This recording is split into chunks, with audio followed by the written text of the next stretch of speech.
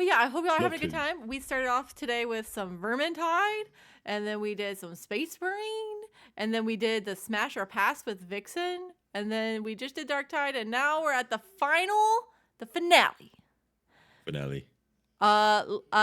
People, man, whenever I did the Space Marine chapter tier list, they're like, more of this, please. And so Stova, he's like, well, what about we do a Primarch tier list? And I said, you know what? Let's go. And that was before I found out about the Smasher Pass, so I've already smashed some of these dudes. Which may or may not alter my opinion, but we're about to figure out how good my choices were, because I think we're gonna get some backstory about some of these guys. If I remember correctly. I messed up. Okay. Oh, okay, hang on. I messed up something. Oh, don't look. Avert your eyes. Don't avert your eyes. But I'm actually going to go ahead and change my stream, because we're not doing Darktide anymore, but I'm just going to put it Warhammer generally. Warhammer done. There's just a Warhammer thing. We are Warhammer. We're doing a Warhammer, excuse me. So I hope that y'all enjoy this tier list. About there we go. Which I've really enjoyed, because I've learned a lot more about Warhammer doing these tier lists, and it helps me put everything into context and perspective, and honestly have more respect for some of the chapters. Like Blueberry Boys, I thought were kind of lame before we did the tier list, and then we did it. I'm like, you know what? They're my speed. They are my speed of dudes. My speed. The logistics. My space. Yeah. Anyway. Yeah. Thanks for having. I think we put it together. So put all this together. Let me go ahead and shout you out, because thank you so much. Oh, you're not in the chat. Say something in the chat so I can tag you in it. Oh, what the fuckity? Yeah, what the fuckity? Just say, because I can't shout you out unless you say something in the chat, unfortunately. Yeah, what the flick? There we go. Anyway, Stoven32, he also does a lot of cool stuff. He's probably the coolest dude I know. Not even lying. I don't know about that. Yeah, I think so. Yeah. All right. Anyway, all right, let's get going. Cool. All right. So, just a couple things. First of all, I'm gonna have to step away at one point. Oh, understood. Briefly. In about 10 minutes. Okay. But also, so last time we did the chapters, and there's plenty of shorts going over all the chapters and stuff we went over that explain the chapter origins. With Primarchs, however, Primarch origins are like 3-hour videos per Primarch. Oh, shit. We don't have time to just sit here and watch all those. So you're not going to necessarily learn exactly everything you need to know about the Primarch, but you're going to get a general idea of what this Primarch's like. And I want to have you base your opinion off of that and what you already know about him. Okay. So I limited to no more than 3 shorts per Primarch. Oh, damn. Okay. It could be more or less, right? Or it could be less than 3, but no more than 3. Okay. Yeah. Okay. And so we're going to start off with an honorable mention video. Okay. It's going to kind of get your feet wet. It's going to get your feet wet as to what to expect out of each one of these Primarchs. And I tried to. I think there's 20 Primarchs in total. Technically 21. 2 of them are unknown still, so we have 18. Okay. So 18 Primarchs. All right. So hang on, let me do this. Okay. All right. Everybody calm down. Let me know whenever you're streaming it. I might have to click back into your stream if you change the thing, but I don't think so. No, we're not changing anything. Okay. Watch this. Boom. You see it? Yeah, I see it. It's a little bit weird on my stream, so let me adjust. Adjust. I'm adjusting. Adjust. Let me do. Trust.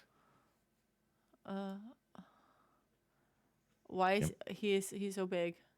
So I gotta make this smaller. Dude, what am I doing with my life? Okay, there you go. What's going on here? You got the entirety of Discord. Yeah, well, yeah, I'm sharing the window. I got you. Okay. I see what you're doing. Okay. Oh, we're good. We're good. All right, here we go. Yeah. What is love? This right here is my favorite thing ever. Oh, really? It just makes no fucking sense. Oh, it's just bullshit. This motherfucker don't miss. It's the biggest piece of dog shit. Overrated as fuck. Oh, hey, Sanguinius. Oh no, not Sanguinius. Let's go. Oh my god. Oh my god. Oh, okay. Sometimes may be good, sometimes may be shit. Sometimes may be good, sometimes may be shit. I gotta tell you, it was. Oh my god. Oh, that's a good song though. Why are you the way that you are? Oh. I don't like it very much. Oh my god. Oh my god. All right. So anyway. Okay. So that, obviously, opinion of one person, right? Yes, but that's like kind of in general. That's kind of the consensus, right? For the that most part. that is honestly, it also goes kind of well with like what I ended up choosing. So I'm happy with it. Somewhat Okay, accurate. Thank you, Claire.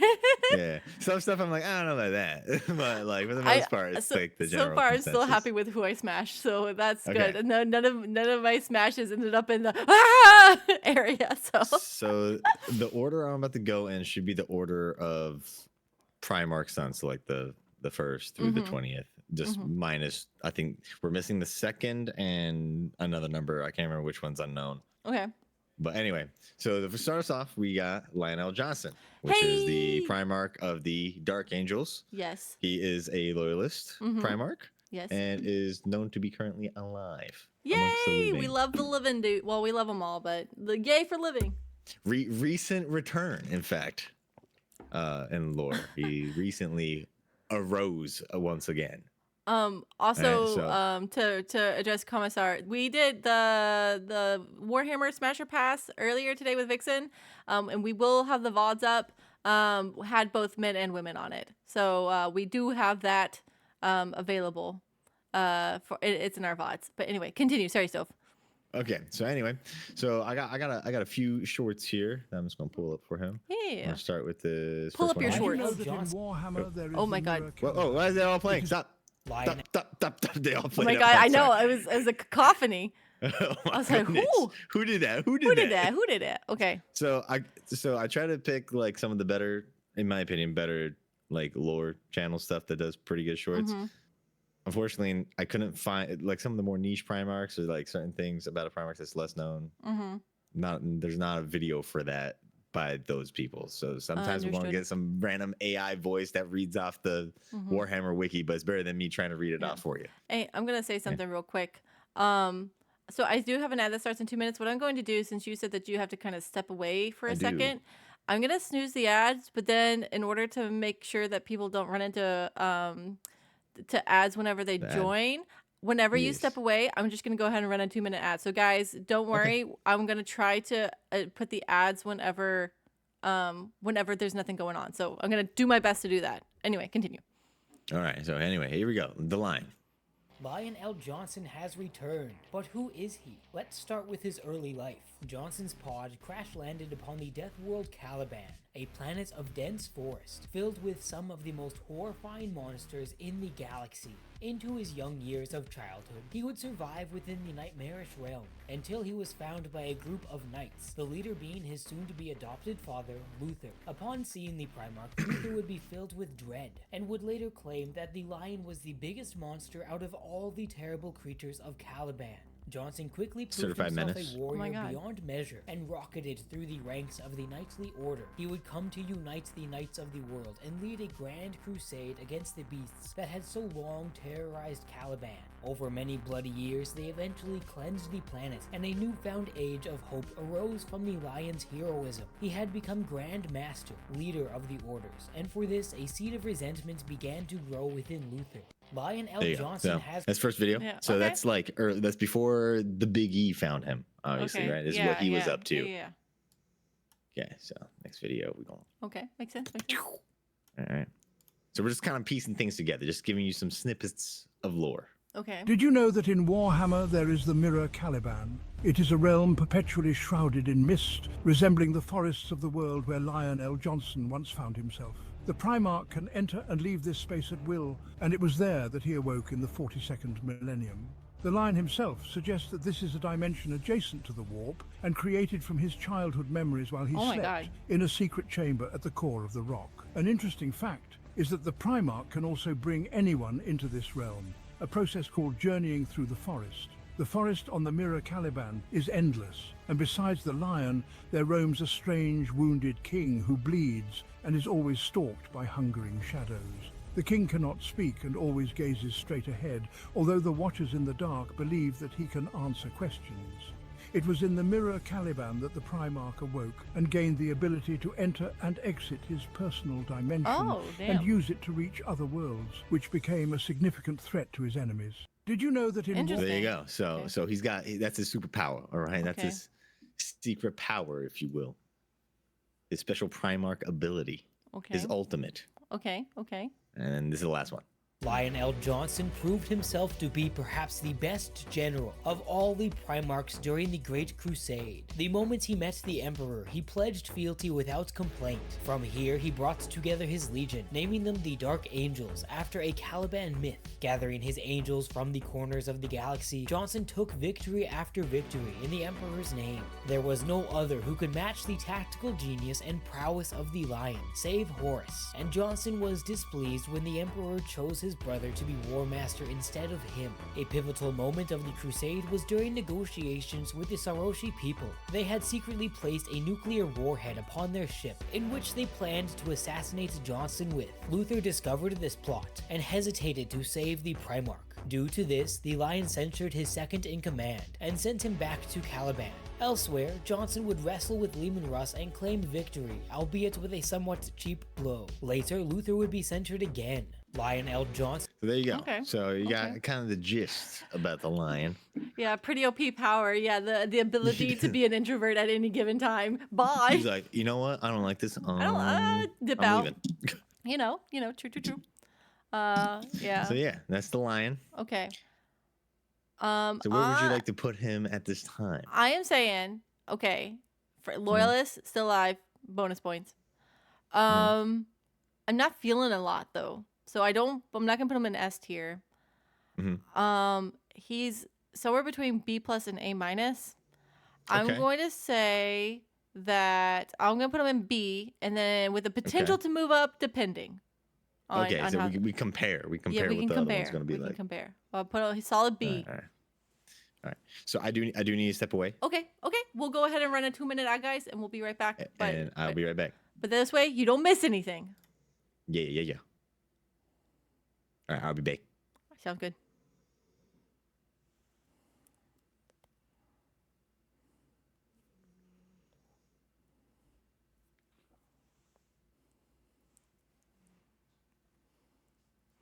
Oh, for those that are subbed, I'm still here. We can chat. But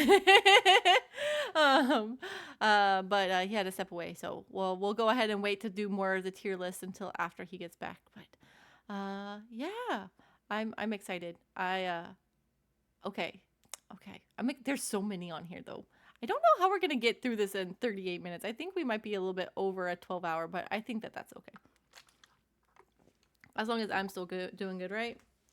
Whew, which I am, but it's been a long day being in the same spot. Anybody? And I checked my messages earlier. Somebody, who was it on Blue Sky? Somebody because I also posted about this stream on a couple different platforms, and one of them was Blue Sky, and somebody who's liked it that had a really interesting name. I'm gonna go look it up. Lactose the intolerant, in parentheses, villain arc. Liked my post. I thought that was funny. He's a classic knight from fairy tales, just bigger, buffer, and in space. Oh my god. Nice. I can definitely see that. He is very, very much looks like classic fairy tale dude. Maybe that's why I'm just like, I need somebody with a little zesty, which, for better or for worse. Oop. Yeah. I don't know if the zesty is a good thing or a bad thing. It's my taste, but yeah. He was good. He's just okay, right? At least to me. To other people, he may be his favorite. There may be the favorite, but that's fine. I also while I have a minute. I have so many. I don't know if anybody cares about their TikTok streaks, but I have TikTok streaks with people that are over 230 days. And I'm going to go and send everybody a random ass TikTok just to keep it alive. Because I've been on my computer literally all day. And then after this, I'm probably going to like eat some dinner and then go to bed. Because I'm blasted, y'all. Okay. Oh, ads are over. Hi, everybody. Welcome back. Still waiting for Stove to get back. But hey, at least we ran the ads while you didn't have to miss anything. So there you go. And I just sent. Oh my God, that's a pig. Oh no, it's a pig. Wait, did that person just get a pig now? That person just got a pig. I saw a pig fall off of a pig truck, and then it got adopted and got a better life. So yay for that pig being rescued, but that was scary because it fell off the truck. The things you see on TikTok. Oh my God. Oh, papa. Oh, ta-ta. So, let me see. Sorry, my brain is dead. I've been on for too long. I'm like fresh pork with tarmac flavoring. Oh my God. Yeah, that pork is a little, well, you know, it could be really tender. I'm a fan. I like bacon. Bacon's a fun thing. So yeah. Whew. I hope y'all are all having a good day or had a good day. If you're having a new day, congrats on your new day. I know we have a lot of people that are international. I look at my mix of where people are coming from just because I find it super interesting. And I like only 60% of my audience, because I'm in America, and only about 60% are also American. The other 40% are from different countries. So hi to my almost half of my viewers from elsewhere. Oh my God. Oh, I'm excited. I'm excited.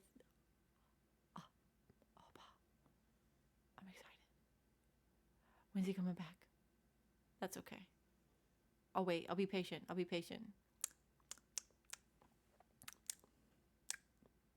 I'm not patient. Oh, da-da. I hope that y'all also enjoyed bingo. I like to do the bingo cards. I've done crosswords and they were less popular.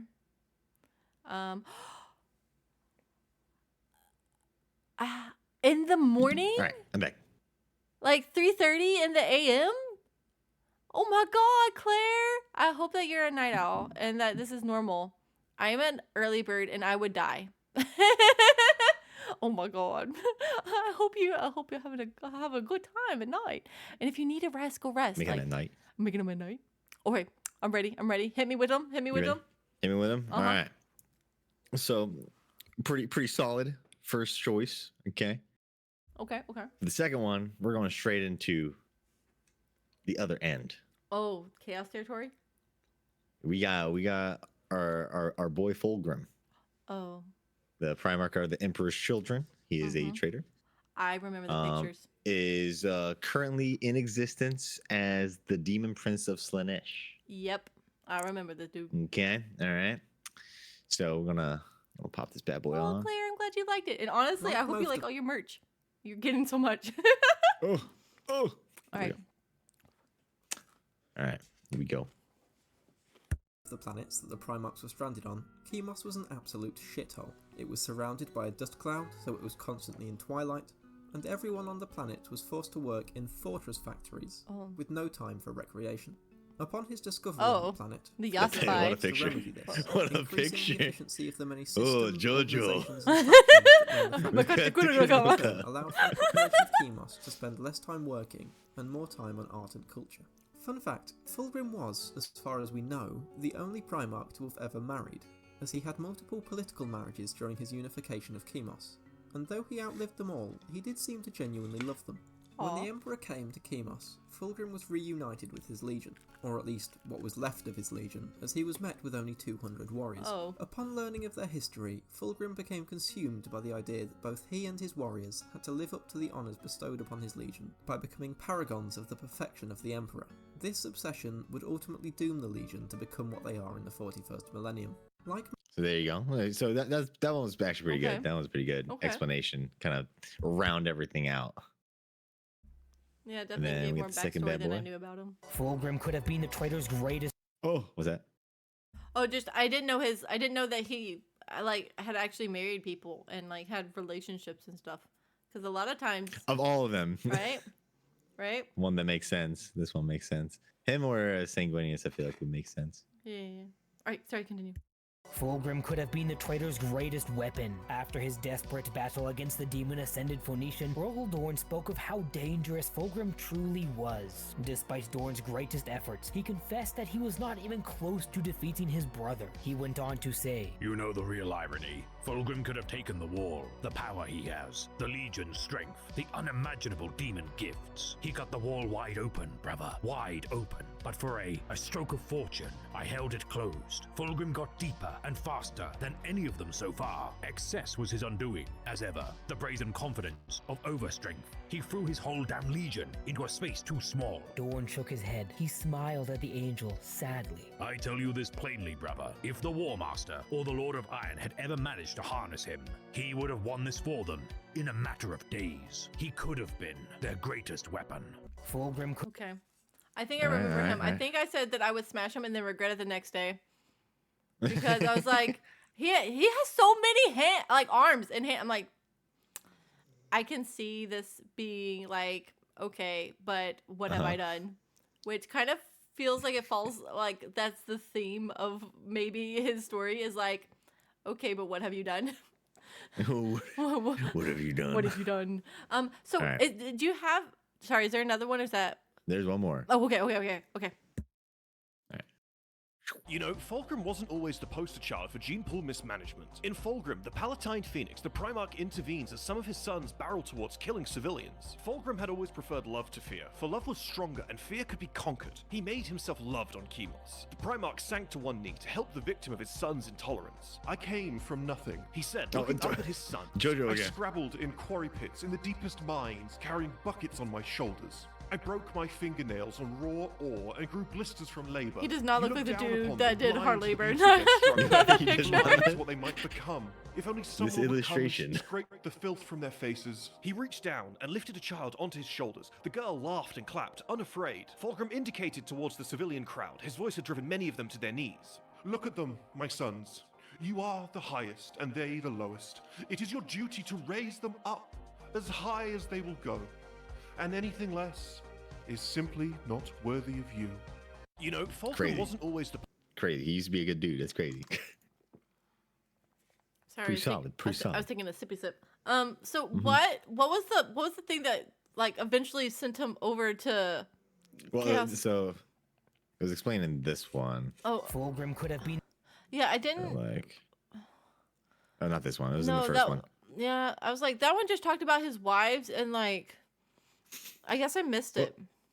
He his obsession with trying to be perfect is the most. Oh. Like most of the planets that the Primarchs were stranded on, Chemos was an absolute. This obsession would ultimately becoming paragons of the perfection of the Emperor. This obsession would ultimately doom the Legion to become what they are in the 41st millennium. Oh, okay, so it's like over time, not necessarily a one single event. It was during the whole Horus Heresy thing. It's kind of how he was swayed to join the ruinous forces was that image. Oh, and there was a cursed sword. I forgot about that. Oh, he did have a blade. Yeah, and that's kind of how things kicked kicked off. Did speak to him in languages and like ruin his mind, or he was possessed by the sword? I think in the beginning. And then, Okay. Yeah. Guys, if you pick up random swords, do not, and they start speaking to you. I feel like this is. I feel for him, right? Because he may be horrible now, but he came from a place that was like good at, like, even if somebody's like, hey, I would have made different decisions, you can see that his intentions weren't bad. Like, starting out, he had generally good intentions with the things that he did, even if some of them were a little bit like savior complex. I don't know if it's savior complex. But he's bad now. Well, it You sounded think like that the whole like we're we are pretty high dead. and they are low. We must lift them up. It was very savior complexy. Yeah. Yeah. And then he killed his We wanna closest put brother, which Fulgrim. didn't help. Rip. And we'll get into that. That's coming up. Ripperoni and don't cheese. you worry. And don't you worry. I'm pretty sure I included that bit and the brother he killed. Yeah, sorry, spoilers. Fair. Dude, this is hard. I'm gonna. I actually. I think. Yeah. I like his. So as a character, I like his backstory. Mhm. I like a lot about him, and really, it makes me sad, but it makes me feel something, which is kind of nice. It's just, well, it's like in the sense of, yeah, I could put him in A, put him in Put an A A? tier. Yeah. A tier. I wish it was different. I wish he was still loyalist, but I understand, and I'm sorry for him. I feel sorry for him. Continue. All right, cool. So next one. Okay. All right, next Primarch is our boy. I actually like him a lot, but I don't know a lot about him. I just like the aesthetic. Oh. Because is this our emo boy? We're looking at Perturabo, which is the Primarch for the Iron Warriors. Pretty sure he was the one that said pass real hard. Yeah, he's a traitor. Okay. Right. Mm-hmm. And from what I can tell, he's alive based off of what I read. Okay.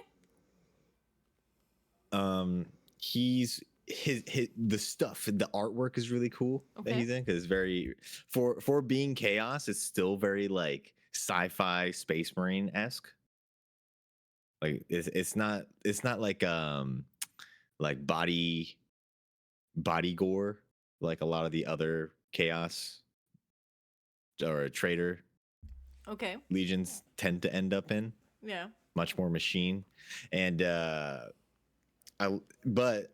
so I was only able to I don't know much about him. I couldn't really find a lot about him other than like the wiki and stuff, like reading paragraphs. Sure. So I got one video for him that kind of explains who he is. But it's also kind of fitting that I was only able to find one video. Okay. So let me pull this up. Yeah, go ahead.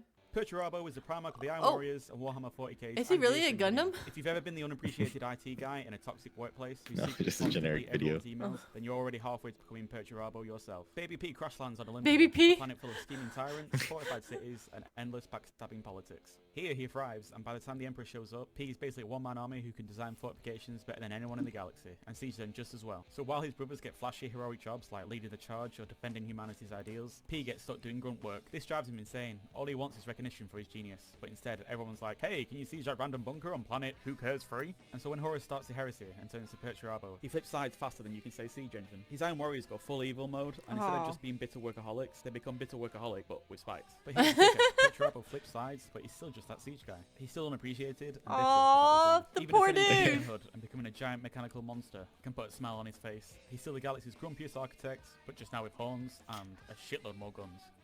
Okay. So Rogaldorn is like the loyalist. So he's also a siege Primarch, right? Like for building fortifications thing and being able to lay siege on a position. Whereas Rogaldorn is good at defending from a siege.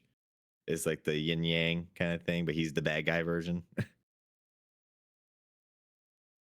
And like I said, it's kind of oddly kind of poetic that there's really only this one video that no one really recognizes. Nobody really recognizes him, and there's only one video about him. Beautiful. There is a really good oh man, we might look it up after this. Okay. Little cliff note in my brain. Okay. Little note. We'll look up a video. There's a fun meme about I think it was him versus or it's the Iron Warriors versus the Imperial Fists. Oh, okay. Yeah, it's pretty funny. But where would you like to put him? I feel bad for him, but him switching sides and having like it's no backbone is pretty low tier. Not gonna lie, I'm just like, wow. All right, yeah, let's do C with the potential to go down to D. Okay, like in between, yeah. Yeah. I should do this in like Photoshop so that I can like put them in between. Oh yeah, fair. It's all right. All right, cool. So there you go. Poor guy. That He's still not is- getting any recognition. Nope. even in the real world. All right, so next up we have this guy's super cool. We got Jagatai Khan, Primarch of the White Scars. He is a loyalist Primarch. From what I can tell, he is MIA. I read there's some people that say he's likely dead, but most of the literature I'm able to find claims that he's basically went to chase after a bunch of Drukari, the Dark Elves, right? And hasn't come back. He just went in there to go kill them all of them. And well, he's the if he's not done, he's still just out there. That's what I'm gonna believe. He's just out there, dude. There's still some of them left. And he's the Genghis Khan themed Primarch. I remember him. He was very different for looking than cool. any other Primarch. Yeah, and I think he was also a smash for both me and Vixen. He's super cool. He's and the chapter his chapter is super cool too. So anyway, mustache rides. Oh my god. All right, so I'll get the first one. Jagatai Khan was raised on the remote and harsh world of Chogoris. He was adopted by a local chieftain, Ong Khan, who taught him the art of war and horsemanship. Jagatai Khan ultimately united the warring tribes of his homeworld, forming the mighty nation of the Steppe. When the Emperor arrived and discovered Jagatai Khan, the Primarch willingly joined the Great Crusade to reunite humanity and fight against the forces of chaos. His fighting style and tactics were heavily influenced by his upbringing, where mobility and speed were key to survival. He incorporated these principles into the combat doctrine of the White Scars, making them a highly mobile and hard-hitting force. Jagatai Khan remained steadfast in his loyalty to the Emperor during the Horus Heresy, despite several attempts by the traitor forces to sway him. His allegiance played a crucial role in the ultimate defeat of Horus and the forces of chaos during the Battle of Terror. After the heresy, it is said that he pursued the elusive Dark Eldar into the Webway, a labyrinthine network of trans-dimensional tunnels that span the galaxy. The Khan's exact reasons for pursuing the Dark Eldar remain a mystery. Jagatai Khan was raised... I actually... sorry, you probably have more, He's a gangster, but I do. I have very positive so far. Yeah, he's a gangster, certified. Jagatai Khan is so good at killing that sometimes the White Scars just stand back and enjoy the show. The only issue is that they often struggle to even see the Primarch, given how fast he moves. As the Great Kargan accelerates, he will eventually enter a state known as Alak Ger, at which point it's said his thought alone can kill. Even orcs flee from him. At this point, it's practically impossible to lay a hand on him. The Warhawk is thought to be the most unreadable of all of the Primarchs, and even the mightiest of his brothers are unsure if they could defeat him. Bro, is literally the anime meme of the guy like quickly sheathing and unsheathing or unsheathing and resheathing his katana, and then the fruit splits in half. That's him. Yep, I see it. All right, there's one more. Okay, one more. Okay, hit me with After the end of the Horus Heresy, the Primarch of the White Scars, Jagatai Khan, led his legion in the Great Purge. They launched counterattacks against the remaining traitor forces across the galaxy, eventually driving them into the Eye of Terror. At some point, fate brought Jagatai Khan back to the Yasan sector of the Ultima Segmentum, where his homeworld, Chogoris, was located and constantly plagued by the Drukari. There, he entered a war against the Dark Eldar, culminating in an epic confrontation on Coruscant 5, where the Primarch of the White Scars defeated a powerful Lord of the Dark Eldar. However, this victory was not enough for him, and he decided to pursue them all the way to Komorrah. For 70 years, he hunted the Dark Eldar, relentlessly pursuing them until he finally went missing in the Webway. If the first founding art book is to be believed, he is still hunting those who dared to threaten his home sector. The only question is, when will he return? After the end... Honestly? Yeah, dude, proper Giga Chad. I'm a believe. Definitely a biker gang chapter. Yeah, Genghis Khan with the bike. I see it. Yeah, buddy. Dude, S tier. Yeah. I really like him. Yeah, also... Yeah, he's awesome. I can't believe people are claiming that he might be dead when apparently he can move so fast nobody, even his like toughest warriors, can even fucking see him. Like, dude is just out there. Where'd he go? Lightning fast.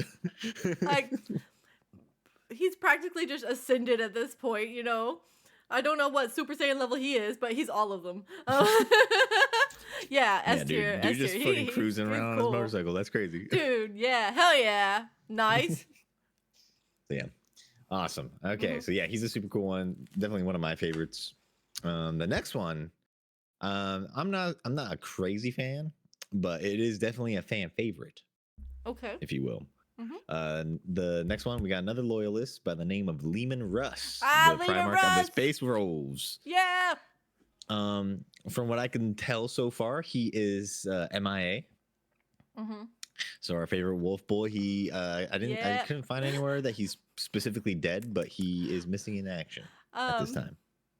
I don't know if you got this earlier, but Space Wolf, right? You said wolf. Okay. He came up earlier, and I kind of joked about I was like, oh yeah, like our favorite furry was Space Marine, right? Just joke. And then Finish was like, yeah, Space Wolves are my favorite chapter. I'm like, oh, I'm sorry, I was joking. And it's okay if you are. I'm not judging. It's just I know they think it a lot of hate. I'm not trying to be hateful.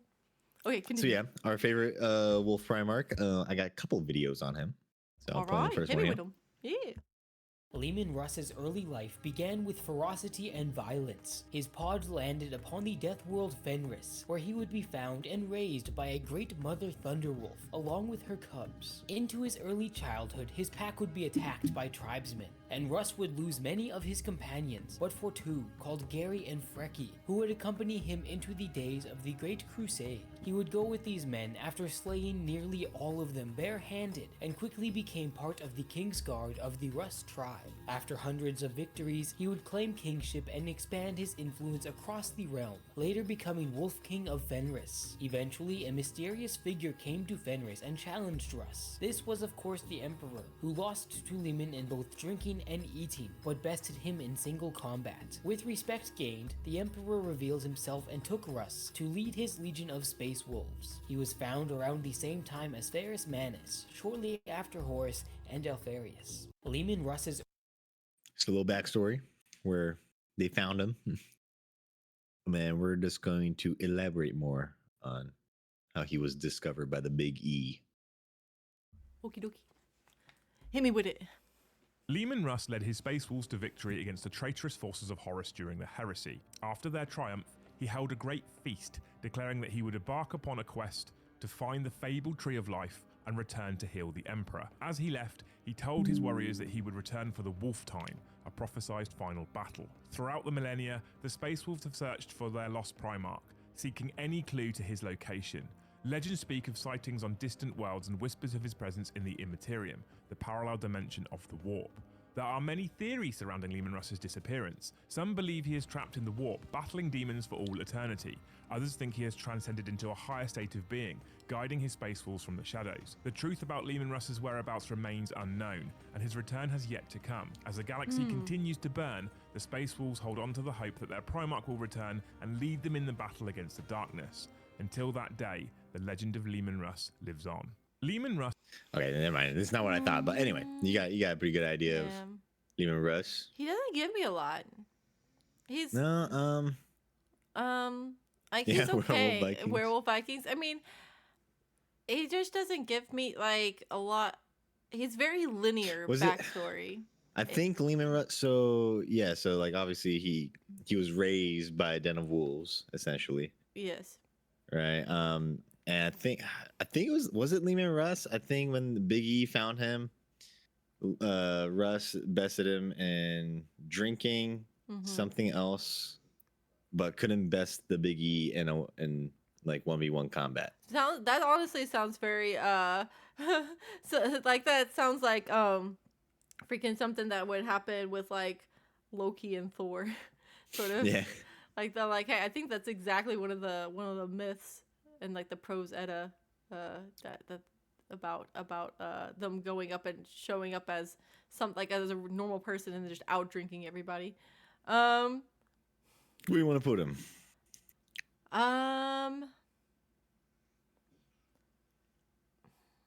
It is kind of cool that he's at least bested the Emperor in a couple of ways. No, just not in combat. Just not in combat. Mm-hmm. I'm gonna put him. This might be the controversial part. Okay, I'm gonna put him in B, but with the potential for A. And he's B with A potential. He could move up. In front or behind the line? Slightly in front of the line, I think. Okay. Slightly in front, yeah. All right. He was used as the Emperor's enforcer as well. He was sent to stop others from misbehaving. Be for good boy. Yeah. Oh man. So whenever he was sent to stop others from misbehaving, I'm like, oh my god, he was a narc. He's a police dog. He's a police dog. Oh my god, he's a German Shepherd. All right. Continue. Sorry. He's gonna stay in B. I think he's good, but it's hard to compete against Khan, man. He so far is. I mean, I'm even thinking about moving A tier down to like top of B because of how good Khan was. I'm like, how dare you get that close? But we'll see. Continue. All right. So the next one, you mean? We're not gonna finish this in 10 minutes. No. That's okay. The next one is, I'm not a crazy fan. Okay. But it's many people's favorite. Oh shit. Okay. Rogel Dorn. Okay. The Primarch of the Imperial Fist chapter. I don't like the Imperial Fists. I already hate the Imperial Fists. He is a loyalist, and he's been KIA with a question mark. Isn't the Imperial Fists the ones that I hate? Imperial Fists are the no, it's not Imperial Fist. Crimson Fist is what you're thinking of. Oh, a different fist. My bad. That may have been. I know what I remember. Crimson Fist. But oh yeah, Clara may have said some words. Thank you. Yeah, he probably likes to get fisted. But anyway, I got a few videos. We'll play the first one. Rogel Dorn, Primarch of the Imperial Fist Space Marine Legion, is a stoic and unyielding warrior raised on the harsh world of Inwit. Known for his unwavering loyalty and exceptional talent in siege warfare, Dorn became the master of defense and fortification within the Imperium. Under Dorn's leadership, the Imperial Fists became the stalwart defenders of humanity, specializing in holding strategic positions and enduring prolonged sieges. Dorn played a crucial role in the construction of the Emperor's Imperial Palace on Terra. During the Horus Heresy, Dorn fiercely defended Terra against the traitorous forces of Warmaster Horus, leading the Loyalist forces in the Battle of Terra. Despite the Imperium's victory, Dorn faced the tragic loss of his Primarch brothers, and the Imperial Fists suffered significant casualties. After the heresy, Dorn continued to serve the Imperium, though haunted by thoughts of being unable to save his brothers and the Emperor. However, during the First Black Crusade, Dorn disappeared mysteriously, leaving his ultimate fate unknown. He is claimed dead by Kaz, who saw his death in a vision, but only his hand has been found. Rogel Dorn. And we'll talk about. Damn, they found we'll that talk hand. about. Yeah, we'll talk about Kurz a little later. Actually, it's the next one. It's the next one. Conrad Kurz. And you'll know why him having a vision might be relevant, but yeah.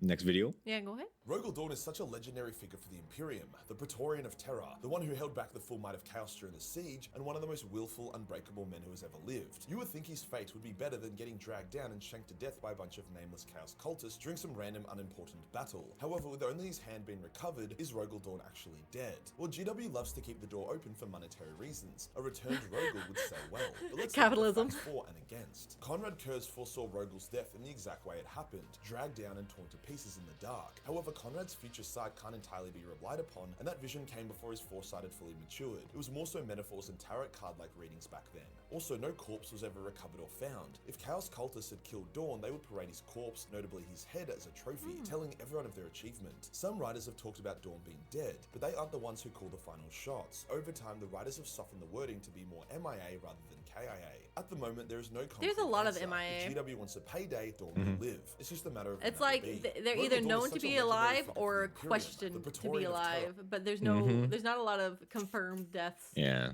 and that's why in Games Workshop loves to do that, just so Yeah. later down the line they could just sell them again. Yeah. All right, last video. Okay.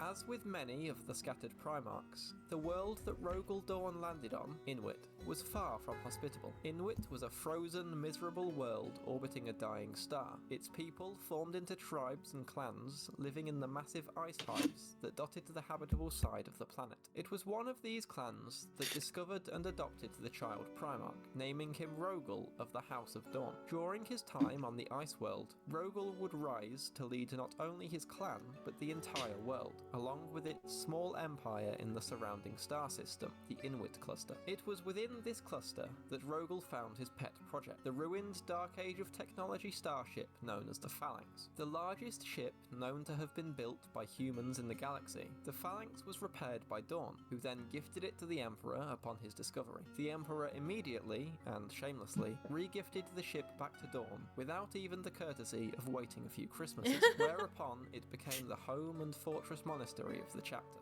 The full video is linked below and in the comments. If you wouldn't mind giving that a watch, that would be lovely. Okay, so. Yep. Rogel Dorn. Rogel Dorn, I'm going to put at the top of A tier. I like that he was such a defender of Terra. I like that he is loyalist. I like that he, like it talked a little bit more about his involvement and like how he most recently, you know, served the Emperor and stuff. I have a soft spot for the strategy boys. I'm like, I do love strategy and logistics, and so whenever that comes up, I'm like, it gets a little bit of a bump because I like the thinkers, which is probably why I put the poor Space Wolf so low, is because I'm like, the himbos don't think. Dorn is he's the guy in Call of Duty that has the deployable shield, the riot shield, and just stays in the back the whole time. Expert at those mobile defense games. Expert, dude. He's got this. Yeah. Dude, he's tower defense master. The kid that comes up to him, asking him what games he has on his phone, and they're like all the hardest difficulty of tower defense. Okay, yeah, but yeah, top of A tier. Okay. He's not. He does not meet con level for sure, but I do appreciate him. He's a solid. Some people will be upset. Solid. Some people will be upset at A tier. That's below the con. Because, dude, he goes so fast people can't see him. I know. Dude, like, he went after dudes and hasn't come back because I believe he's still out killing them. Like, honestly. He's out there. He's out there absolutely whooping ass. You know what? He, dude. I don't know what could hit Con at this moment. What could join Con in S tier? Crazy. But we're going to find out, dude. All right, so the next one, we're revisiting the Traitors. All right. We briefly mentioned him earlier. Conrad Kurz of the Night Lords chapter. He is believed to be KIA. In writing, pretty solid KIA. But of course, his Games Workshop, they could just bring whoever the fuck they want back. So there's no telling. But he's KIA as of right now. Okay. Okay. This is not very cohesive. I have a few videos of him. It's kind of spotty. It's here and there. Okay. Okay. But it should give you a pretty decent idea of what kind of dude this guy is. Absolute psycho. Oh, okay. What the actual freak is that? They jaywalked, Father. What in the actual freak did you do to them, Conrad? Oh my God. Father, please understand they jaywalked. Why can I hear breathing, Conrad? Are they still fucking alive? Plagued with visions of more jaywalking. Conrad. Oh my God. Okay, that energy. It's that energy. Oh my God, he's so intense. When the Chaos Gods abducted and scattered the infant Primarchs, baby Kurz would crash on the Stramo, a world of perpetual darkness and insane crime rates. Unlike the other Primarchs, who were found by their planet's inhabitants, for better or for worse, depending on whether your name was Rabute or Mortarion, Conrad was left to fend for himself, which didn't exactly go great. If you were one of the 7 people who watched my first video, you would know that Space Marines and Primarchs possess an organ that allows them to absorb the memories of living beings that they consume. When you combine that organ, a planet full of hardened criminals, and a young Primarch that has to eat, you end up with a baby Kurz who was constantly confronted with the memories of some of the worst examples of humanity you could imagine. This, obviously, did not provide a healthy environment for my baby boy, and he decided that he would personally clean up Nostromo, even if he had to eat every toddler on the planet to do so. When the Chaos Oh my gosh. So it's like I went from all poor dude to holy fuck, man. Oh no. What the hell? Primarchs are If you like, he is what he ate. Goddamn. Yeah. And he ain't shit. He became shit. God fucking damn. Absolute psycho. Dude, whenever I joke about things like, you know, you've heard this before, because I'll see a car, I'm like, man, that car looks like it eats children. Dude, this Primarch looks like it eats children. Crazy. Actually, in lore, he does. Oh, okay. Oh my god. Generally wildly difficult to kill. Lorgar survived getting shot twice, then stamped on by a titan. Nom nom nom, Guilliman Claire, survived getting blown no. up and then vented into the void of space. Vulcan survived a literal death many, many times. So how did Conrad Kurz get killed by a simple assassin? An assassin he was aware of? Well, the truth is, Conrad's assassination was more of an assisted suicide. He bared his neck and allowed the wildly powerful Catan phase blade to cut right through it. But why? Well, Conrad, being this massive piece of shit that inflicted pain and horror upon others, was because he believed that the future was set in stone and nothing could change it. So by him foreseeing himself being evil, then it wasn't his fault and he was just simply following fate, free of guilt. He had foreseen his death at the hands of this assassin, so if he resisted it, then it would prove fate was changeable and that all the horrific things he did to people wouldn't have been necessary. It would just prove that he was a weak, sadistic villain, worse than those he had ended when he destroyed Nostromo. That is why his final words were, "What is death compared to vindication?" He felt he was right about everything by allowing the assassin to take his head. Primarchs are generally wildly the whole thing about Kurz is that as he descended further into the ruinous powers, he over time, I mean, even before then, he was developing like his ability was like a foresight thing where he could like he gets visions of what is to happen in the future.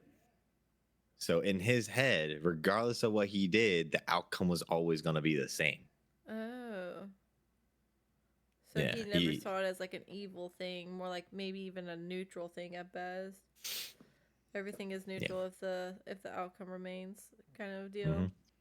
But anyway, so that's his whole shtick. Okay. Yeah, the Night Lords, absolute psychos. Yeah. Not okie dokie. Yeah, they don't sound okie dokie. Not gonna lie. bunch of Bat Marines, dude. It's crazy. Okay. Yeah. Was that the last video of him? Yeah, that was it. Okay, cool. Because oh man, he used to win planets in the war by infiltration and skinning people alive. Dude, I think this might be. I can't feel bad. Like I first felt bad for him for a second because I'm like, oh okay, he had to eat, and honestly, yeah, that ain't nutritious.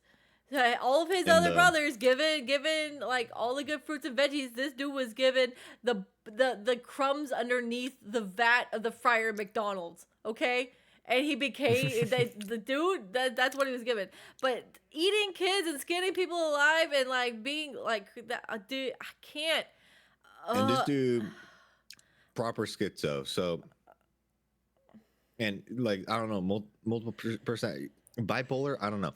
Anyway, like I'll do an example. Like he was on a ship, killed all the crew member, but left one alive so he can have someone navigate around, but obviously it takes time to travel to whatever planet they were going to.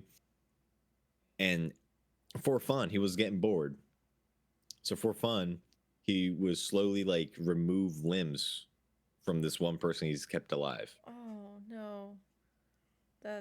But like the next day, like go and provide first aid to him. Like nothing ever happened. Like he didn't just do that to him. That's wild. Yeah. I think he's F tier. I think he's F. That's crazy. I like his backstory, but he's too much of a. He's just too bad. He's just unfortunately too bad as a person. Insane.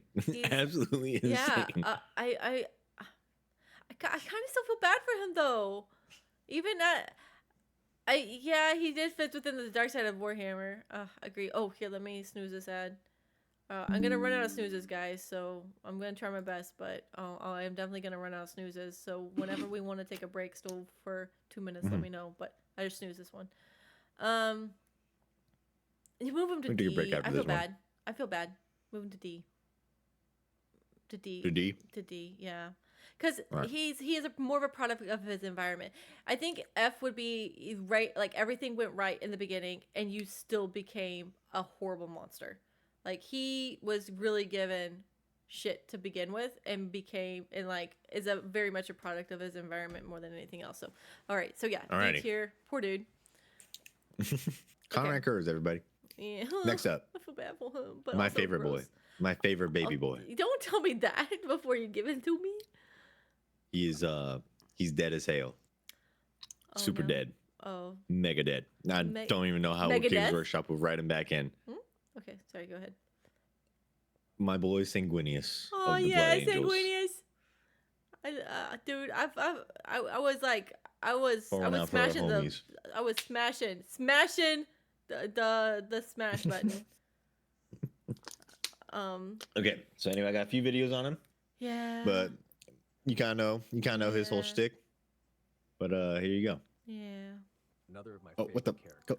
It's not. Sanguinius is a central figure in the Warhammer 40,000 universe, revered as one of the Primarchs, the demigod-like sons of the Emperor of Mankind. He was the Primarch of the Blood Angels Space Marine Legion, known for their nobility, martial prowess, and tragic flaw of the Red Thirst, a genetic flaw that causes them to thirst for blood in battle. Sanguinius himself was characterized by his angelic appearance, with feathered wings and his unmatched combat abilities. He played a crucial role in the Great Crusade, leading his legion to victory against the enemies of humanity. However, Sanguinius met his end during the climactic battle of the Horus Heresy, facing his corrupted brother Horus aboard the War Master's flagship, the Vengeful Spirit.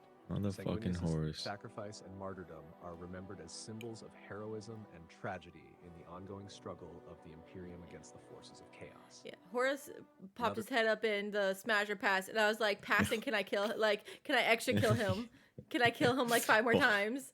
Fucking Horus. His soul has been tasked and processed, so... I'm going to destroy his memory then. His powers of chaos. That's the only way he's still alive is through your memory. I'm going to make everybody forget him. His brother and friend, Horus extended his hand, asking for Sanguinius to join him on his unholy conquest. The angel knew his fate. He knew what laid ahead if he refused. Yet he still fought. With all that was left, Sanguinius roared and charged at Horus. But his strength was too weak.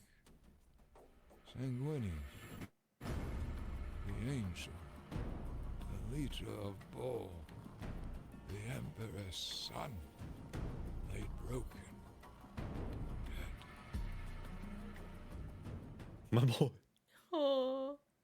And then the last video. Okay. Sanguinius was a kind of boss where he works in New York, you work in, let's say, Miami, and he knows the names of everyone in the office and asks them personal details. He was that caliber of boss, the best kind of boss. The usual thing that most legions do is they swear loyalty to their father. But when Sanguinius landed, the first thing he did was actually do the opposite. He swore loyalty to them. He said, I'll serve you for as long as you want. Oh, that's such a and good that dude. Immediately won them over. And from there on, hey, Vivi, how's it going? It's really funny when hello, you think hello. about that's how the Blood Angels met their dad, and then the Iron Warriors met their dad, with Perturabo looking at them going, you're all weenies. Kill 1 in 10 of you. I'll be back later. And that was it. That was all of it. There was no hi, I'm Perturabo, it's nice to meet you. You look soft. Let's fix it. You should decimate yourself now. Sanguinius was a kind of boss where So yeah, our boy such a Sanguinius. good boss too. Damn. Okay. The angel. The angel. Okay, S tier, but behind Khan. Khan is still favorite, but understandable. Sanguinius. Oh my god, dude. Fucking Horus. Okay. Fucking Horus. I just need to scream at the sky for a little bit. All right, are we gonna take a 2-minute ad break? Yeah, let's take a 2-minute ad break. Guys, we are running low on snoozes for ads, so we're gonna run a 2-minute break so we don't get an ad in the middle of us doing this. So we're just gonna run a 2-minute ad, and then that should be the last one that we need to finish this up. So I'll see you again in 2 minutes. And for those that are subbed, I'll stay here and chat with you. Okay. Well, actually, I can ask you some questions. Okay. Out of what I have currently, and I feel pretty good about what I have. Oh, thanks, Jargon, for the hydrate. I feel pretty good about what I have with maybe maybe one or two of them going up one or down one. But is there anything that you're like, I would definitely put that one different, like for you personally? And ignore me. I'm just pouring water in my cup. I gotta hydrate. Thank you, Jurgen. I think I'd put the lion in A. Okay.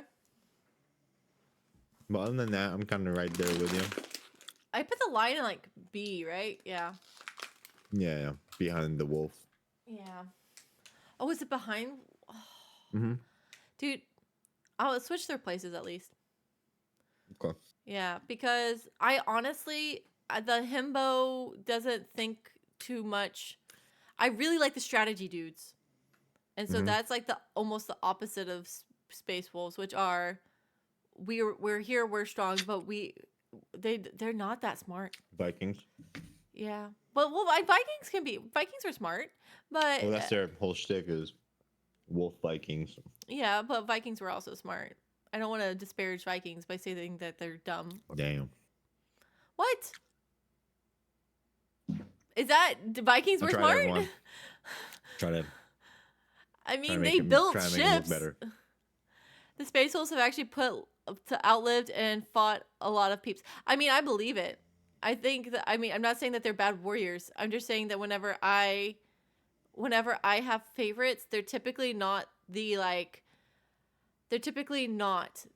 person that is just the strongest for the sake of being strongest. It's typically the people that are also kind and the people that are also smart. And that's where Space Wolves falls a little bit. Also, Vivian redeemed birthday fortune. Happy birthday. Let me go ahead and pull out your fortune.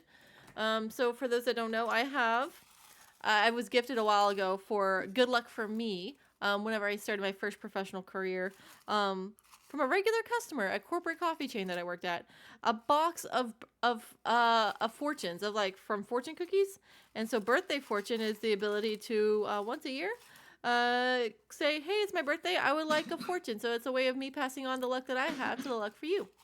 All right, so let me go ahead and read Vivian. All right, so this is your fortune. The difficulty is not on coming up with new ideas, but to undo the old ones. So that actually sounds like some advice. Maybe it's asking you to be introspective about like, hey, you're going the right place. You just kind of need to undo some things that you're like, some things you're holding on to that maybe you need to let go. So, whether it's birthday fortune or I guess birthday advice on that one, I hope that you have a good year.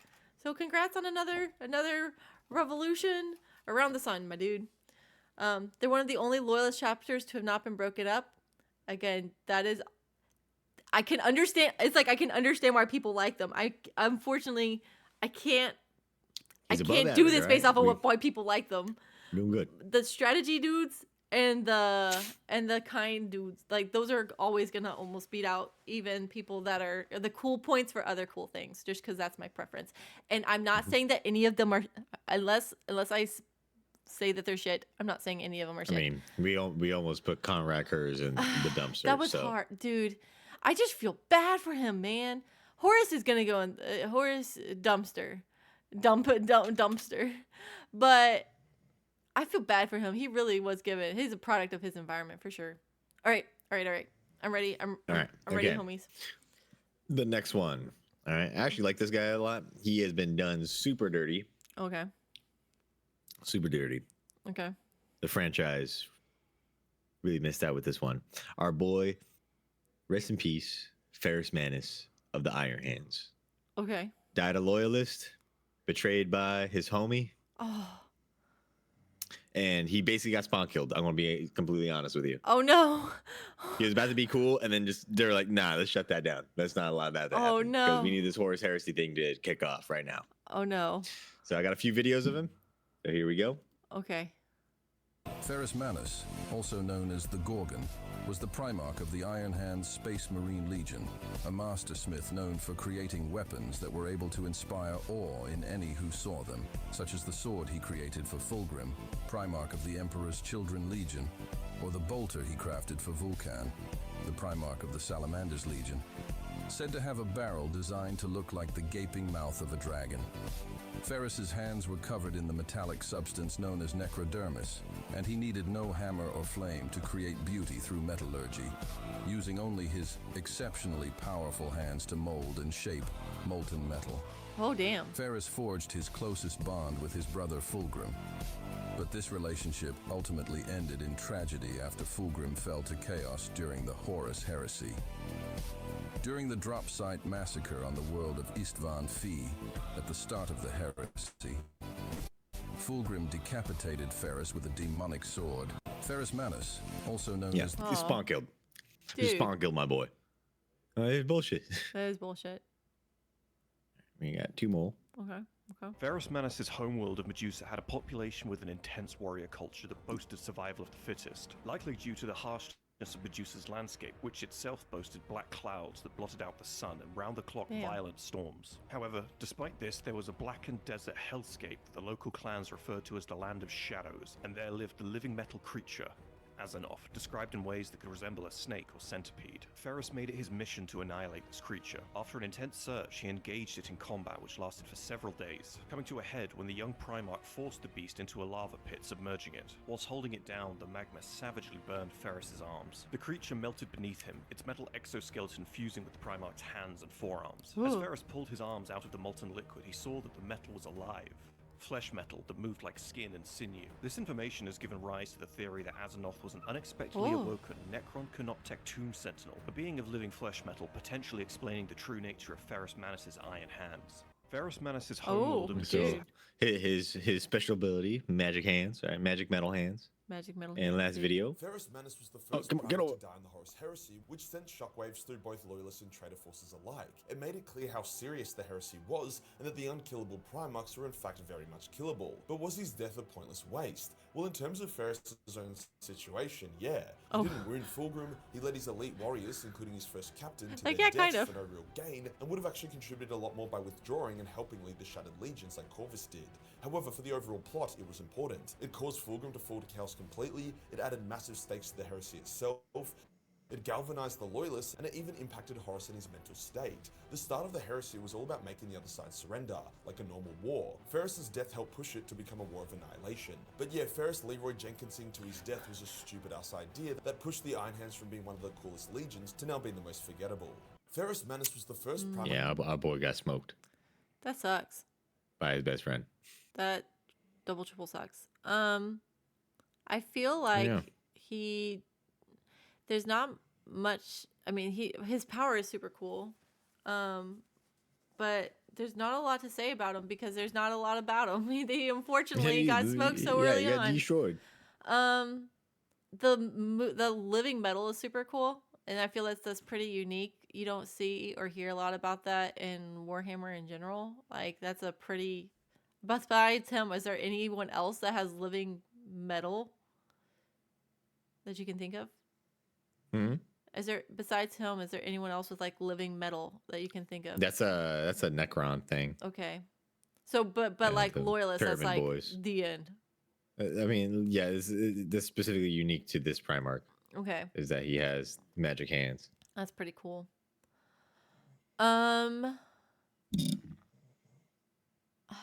I wish he had stayed alive longer for us to be able to see if he like just how cool he was. But I think he had really good potential. I'm gonna put him in A in between the two dudes that are currently there. And that's what I'm gonna put him at. Like I wish he had lived longer because I think that he could have been top of A tier at least. But I'm gonna give him points for I'm giving him potential points. He's rumored to be the leader of the Undead Legion of the Damned. Oh, well, that's... Legion of the Damned, That's a pretty cool fucking rumor. But there's a lot of rumors about that one. There's that one, like, Fire Phoenix themed chapter. They think it's them. Some people think it's the Big E. Bringing a bunch of fallen Space Marines together within the warp. Interesting. So there's a lot of theories. Fair. With the Legion of the Damned. Well, yeah, so we're gonna put him in between Fulgrim and Dorn. How almost poetic to put him next to Fulgrim. Damn. Damn. All right. Fuck. So the next one. Yeah, go ahead. Next one, we are moving on. All right, and I think Vix and some people from earlier during your Smasher Pass would appreciate this one. Okay. The Trader Primarch Angron of the World Eaters. Oh, not the World Eater. Oh, okay, continue. He is currently alive. He has ascended to become a Demon Prince of Corn. Yep. Vixen was smashing that smash button. Yep, lizard. Exactly. Yep. I was like, I can't. I continue. Yep. I mean, who can? This dude's the most metal dude here. All right, so I got a few videos. We'll pull up the first one. Angron is the most tragic character in all of Warhammer. He's the Primarch of the World Eaters, but before that, he was a gladiator. He was forced to fight, and when he lashed out, he was implanted with the Butcher's Nails. These implants boost combat ability, but prevent any pleasure except through violence. Eventually, Angron led a rebellion, but during a last stand against 5 armies, the Emperor of Mankind plucked him away, leaving his gladiator brothers to be slaughtered. Angron furiously argued, demanding to know why the Emperor didn't save them. And the Emperor basically said, not my problem. So when Horus betrayed the Emperor, Angron immediately joined, seeing it as a chance to finally avenge his fallen brothers. And honestly, I can't blame him. Yeah. Angron's life sucked. Yeah. Angron is the most tragic character. Oh my god, okay. Okay, I feel sorry for this guy. Oh my god. This dude needs a juice box and some animal crackers. Like, give him a break, man. Nah, someone has. Well, I guess you can't really remove, or you can. I think there's a way to surgically remove it, but he chose to keep the implant device. Attached. Like, I think there was a. I believe there was a. What's up, John? Hey, John. Hey, Mr. Kingly Bones. Kingly. Bones be Kingly. Okay. That is a lot of hats. Look at that. Yes, it's all the ones. It's all the art that people won for my Warhammer Mental Health stream, which is the impetus for this 12-hour stream, which we're almost done with. We're actually overtime, but it's okay. Here we are. It's okay. We're going overtime. Y'all are worth it. Yeah. This is worth it. But I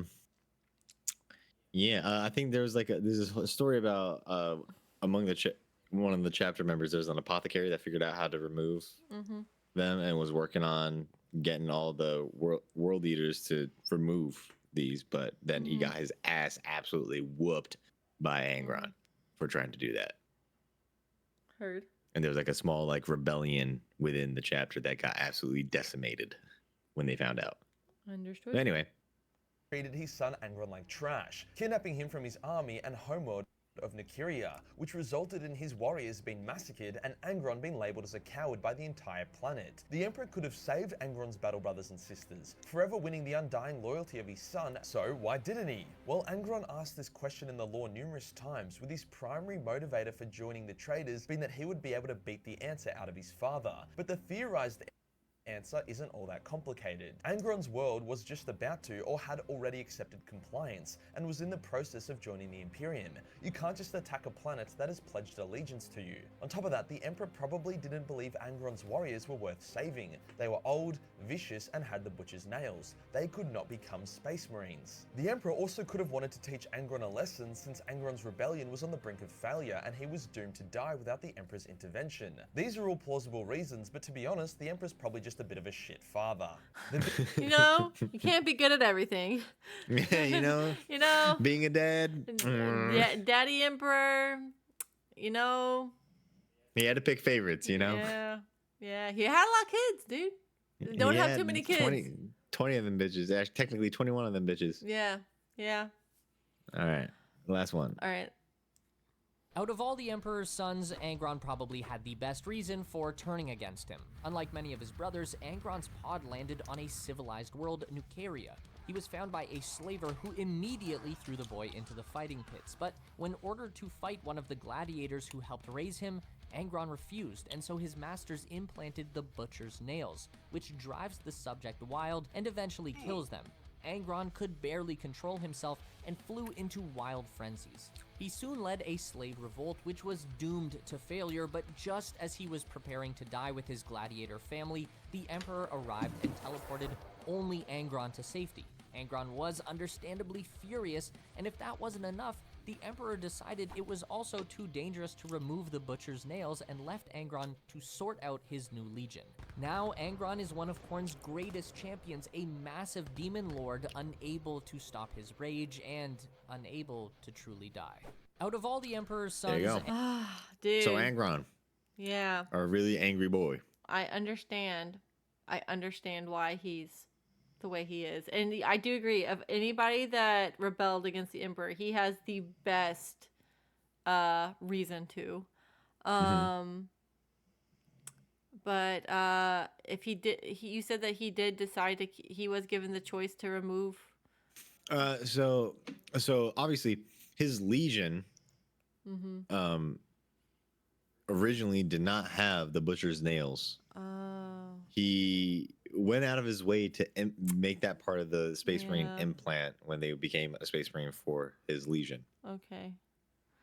And like I said, not every, and during that process where everyone was getting the Butcher's nails, there was an apothecary that was trying to figure out how to either remove him. Yeah, no, he would go out of his way to kill most of his Marines. Oh, damn. They were just angry. He was just angry. Again, more of a product of his environment. I'm gonna put him. Dude, he's either bottom C or top of D. I'll put bottom C. Bottom of C tier. Because he didn't eat children that I know of. Did he eat children? Now he's a Demon Prince of Khorne. He might have. Might have. He probably had on a regular basis, maybe. Okay. Well. Blood for the Blood God or something like that. Yeah, that's true. Doesn't matter where that blood come from. He slaughtered a lot of his own legion. Okay, yeah. Friendly Fire isn't. Lightly snacked on some teenagers. Oof. Oh my god. Yeah, killing your own legion is fucking rough, man. Dude, there are people that count on you. I hate it. Dude, I'm really struggling because part of it is like he had the best reason to rebel against the Emperor of anybody else, and at the same time, he's so angry. He's a shit person. Guess what? He was shit. I'm gonna leave him there for now, but I might move. Okay. He is a strong contender for moving down to top of D. Okay. Well, this next one is the poster child of the 40K universe. Hey, the one and only Blueberry Boy. Let's go, Blueberry Boys. Gullible Man. Yeah, Gully Man. Let's go. Rabute Gulliman of the Ultramarines, loyal and alive and absolutely fucking kicking. Yeah, let's go, Gully Man. I got a few videos, yo. Yeah, The Emperor's final words to Gilliman. What must I do? Help me, Father. Help me save them, Gilliman said as he looked upon the eldritch pillar of light. His Since you already creator, kind of know about vortex of souls. Gulliman, The I'm just empty-eyed skull saw him. these are not very cohesive. Extra I know a lot of it. I know quite a bit of Gully Man compared to other. The words unspoken seared into the Primarch's skull all at once. Raw, burning contradictions. A force of impossible magnitude assailed Rabute's mind. Father, Gilliman cried. A son, not a son. A thing, a name, not a name. A number, a tool, a product. More devastating psychic words violated Gilliman's mind, alongside horrors of the future, images of impossible evil and devastation on a scale unimaginable. Stars, galaxies, entire universes in torment, nightmares tearing apart the Primarch's very soul. Please, Father, he begged. Father, not a father. Thing. Apotheosis, victory, defeat, choose. The sound of psychic violence brought itself together into a single choir, a final mustering of a broken god. My last loyal son, my pride, my greatest triumph. How these words could have made the Primarch whole, but the psychic engine couldn't hide his bent and twisted honesty. My last tool, my last hope. The Emperor's final word. So what about the Emperor not being that much of a good dad? Dude. Rabute Gilliman's main superpower, of course, is being actually well adjusted for one of the Primarchs. But you will never know the fury like that felt by Rabute Gilliman during the betrayal at Kauth. The traitorous word-bearers attacked the Ultramarines whilst they were gathering at Kauth. The bridge of the flagship, the Macragge's Honor, exploded, and Rabute Gilliman was sucked into the void of space, and it seemed like the Avenging Sun's avenging days were over. But clearly there were many theoreticals and practicals left for him to run, as he was later seen by stunned Ultramarines and Wordbearers in the void of space without a helmet. There is a limited gravity source and a skin of thin atmosphere emanating from the ship, but still, nothing should have been able to survive for so long. The 13th Primarch rips the Wordbearers apart. One even has their head punched clean off. Gilliman makes Smooth it back off. inside his battleship, and he leads his Space Marines as they strike back. Boy for out the here Emperor. punching heads smooth off, dude. Surviving in space for quite a while. Man too No angry helmet. to die. Man too angry to die. Daddy Definitely issues. seen memes about Oh my god. Yeah, we gotta explain the meme.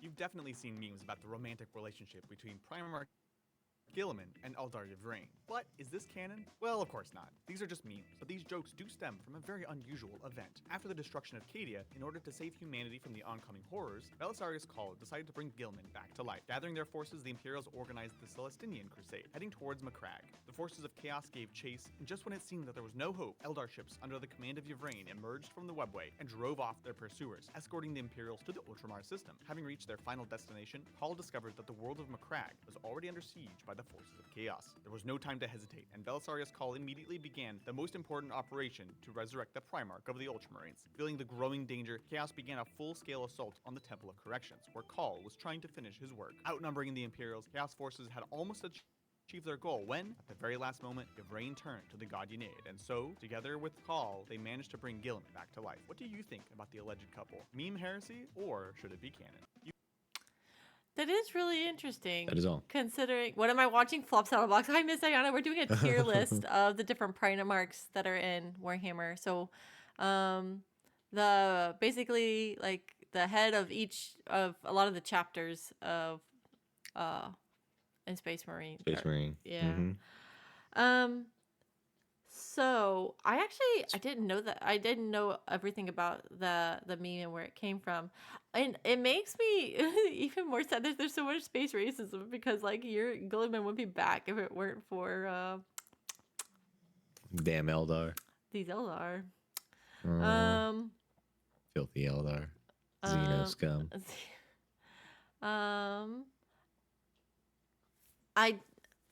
I really like the way that he, like, I really, really, really like the Blueberry Boys and their logistics because you can't win a war unless you know where to get stuff at, right? Like they're logistics centered.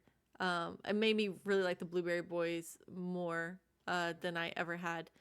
Also, for the longest time, he was the only loyalist Primarch.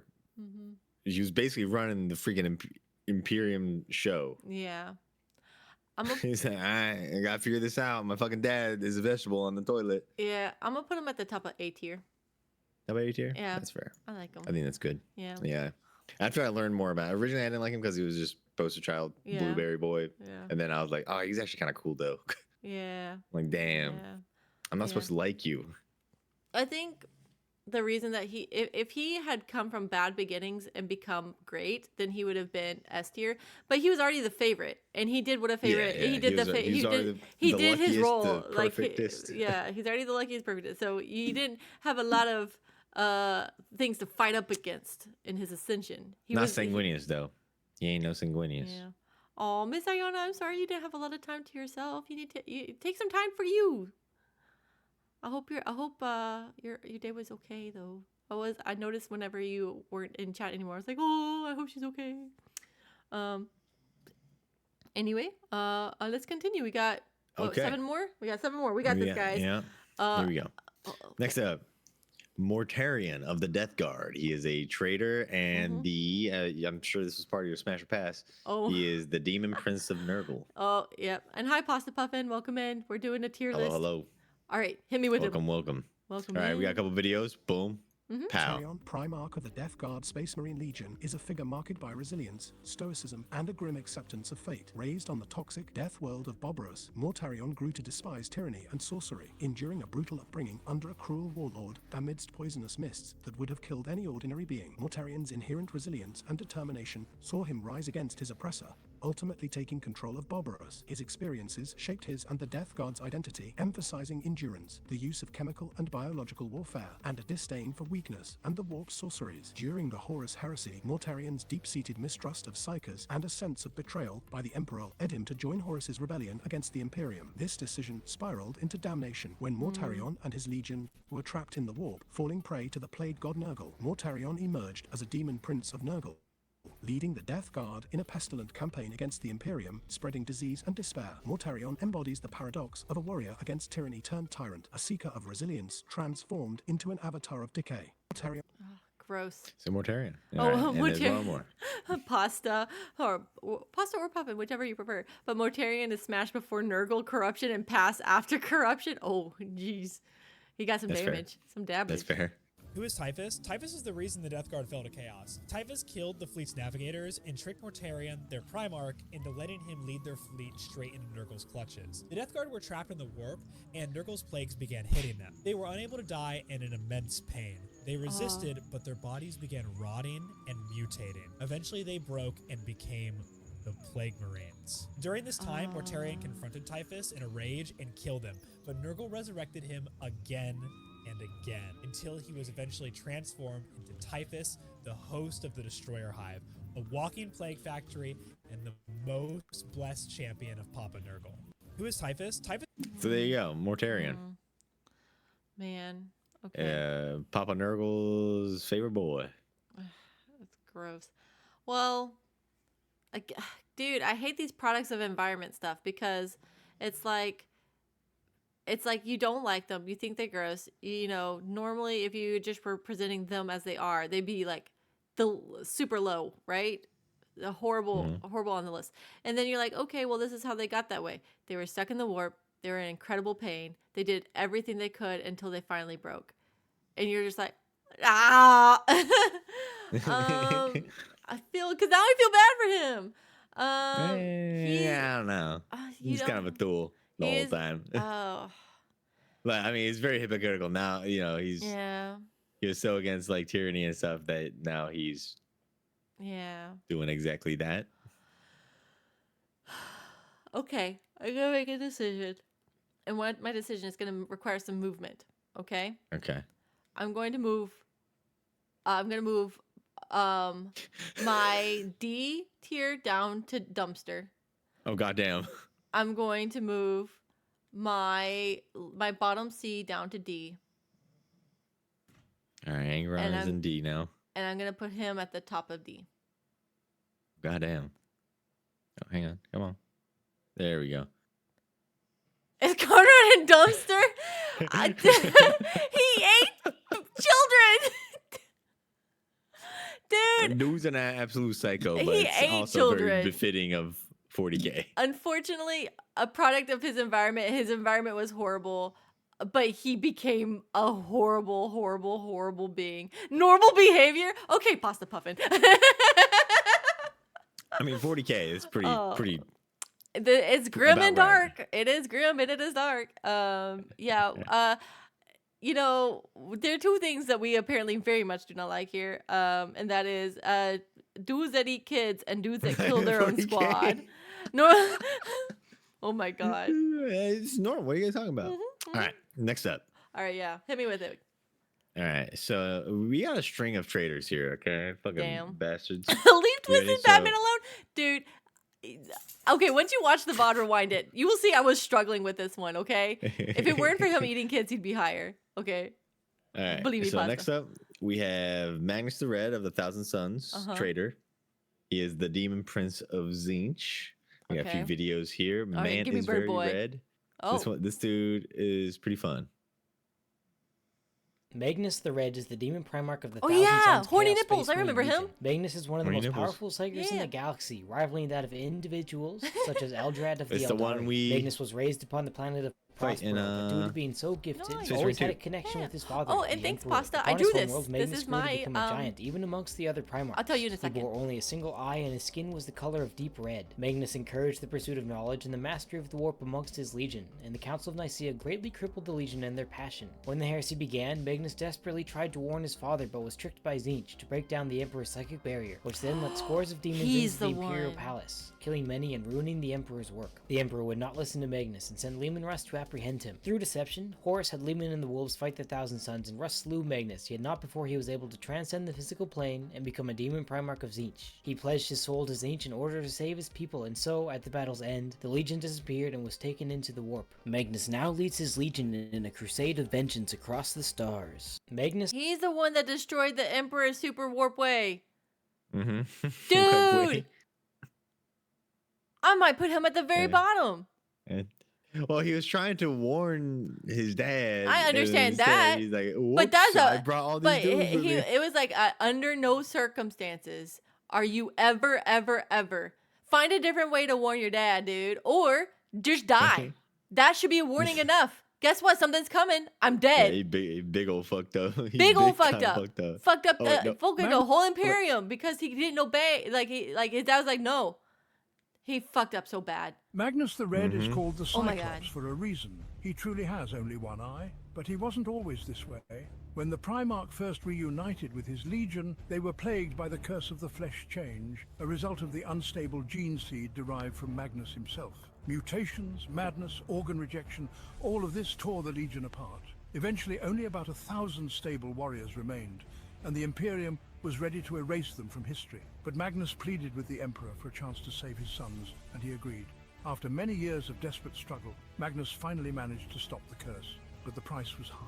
To save his legion, Magnus made a pact with the destructive entities of the warp. Sacrificing his right eye, he believed he had succeeded, paying a small price. But little did he know that Tzeentch had been weaving his web for a long time, and the loss of his eye was just another step in his cunning plan. Oh my God. Magnus... Yeah, it keeps getting worse. Magnus went into his dad's garage and broke his hobby. Oh my God. Yeah, he really did, dude. He saw his model train and said, "Fuck this," and then threw it on the ground.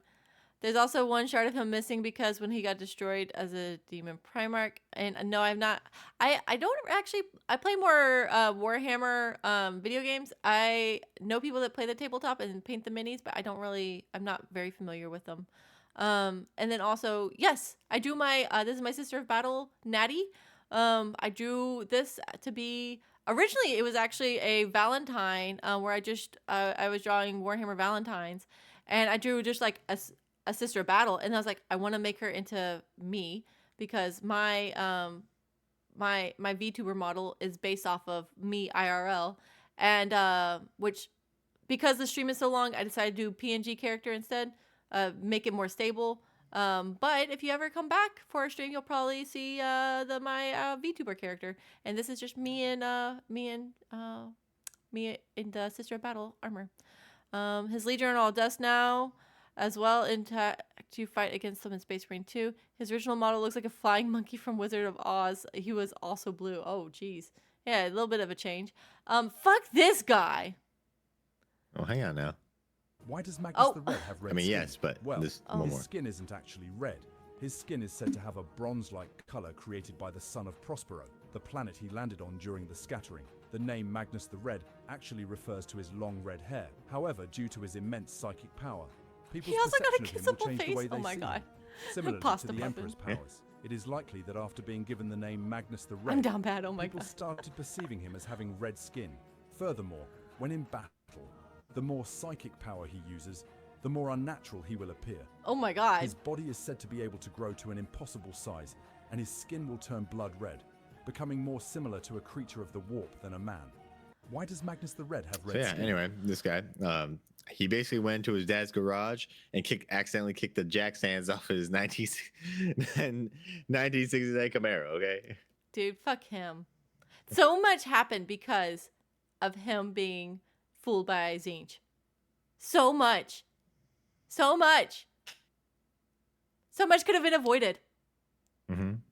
Oh my God. God damn it, Magnus. God damn it, Magnus. I'm so pissed. Where are you gonna put him? Those are questions, aren't they? Mm-hmm. Fuck. I don't want to put him with the kid eater. Then no. But he doesn't deserve anything good. Okay. I'm so pissed at this guy. I know. Technically, he was trying to do the right thing. He just didn't. He misunderstood this assignment, and he was dumb enough for Zinch to fool him.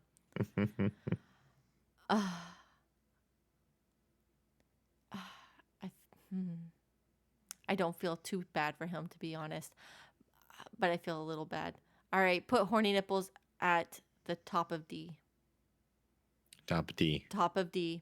I'm giving him that top of D is for the grace of him Horny trying nips. to do the right thing, even though he failed horrifically. If he wasn't trying to do the right Opposite thing, effect. if he wasn't trying to do the right thing, he would be at the bottom of D, most likely. I still don't think I'd put him with a kid eater. Okay, continue. All right. But This next one is your favorite. We might not even have to watch any of the videos, Hey! to be honest. My favorite? We probably don't even need to watch any of the videos. It's Horus. Oh, mother goddamn fucker. Horus of the Luna Wolves, traitor. He's not simply KIA. This Nope. dude he doesn't exist. He's As been he should. erased from existence. He should have been erased. Yeah, I already know he is at the bottom of dumpster. What he is, but he is the one that's finally below the kid eater, because you know what? Everything that he did caused so much like suffering and destruction that it takes over any kid that dude could eat. That dude could not eat enough kids to make up for what Horus has done. What a fucking oh my god! I wish I could shit on his memory more. All right. He's not even real that bad. Or Right. do you want to skip it? Huh? Do you want to skip his videos or you want to watch him? Do you want to show me his videos? It's up to you.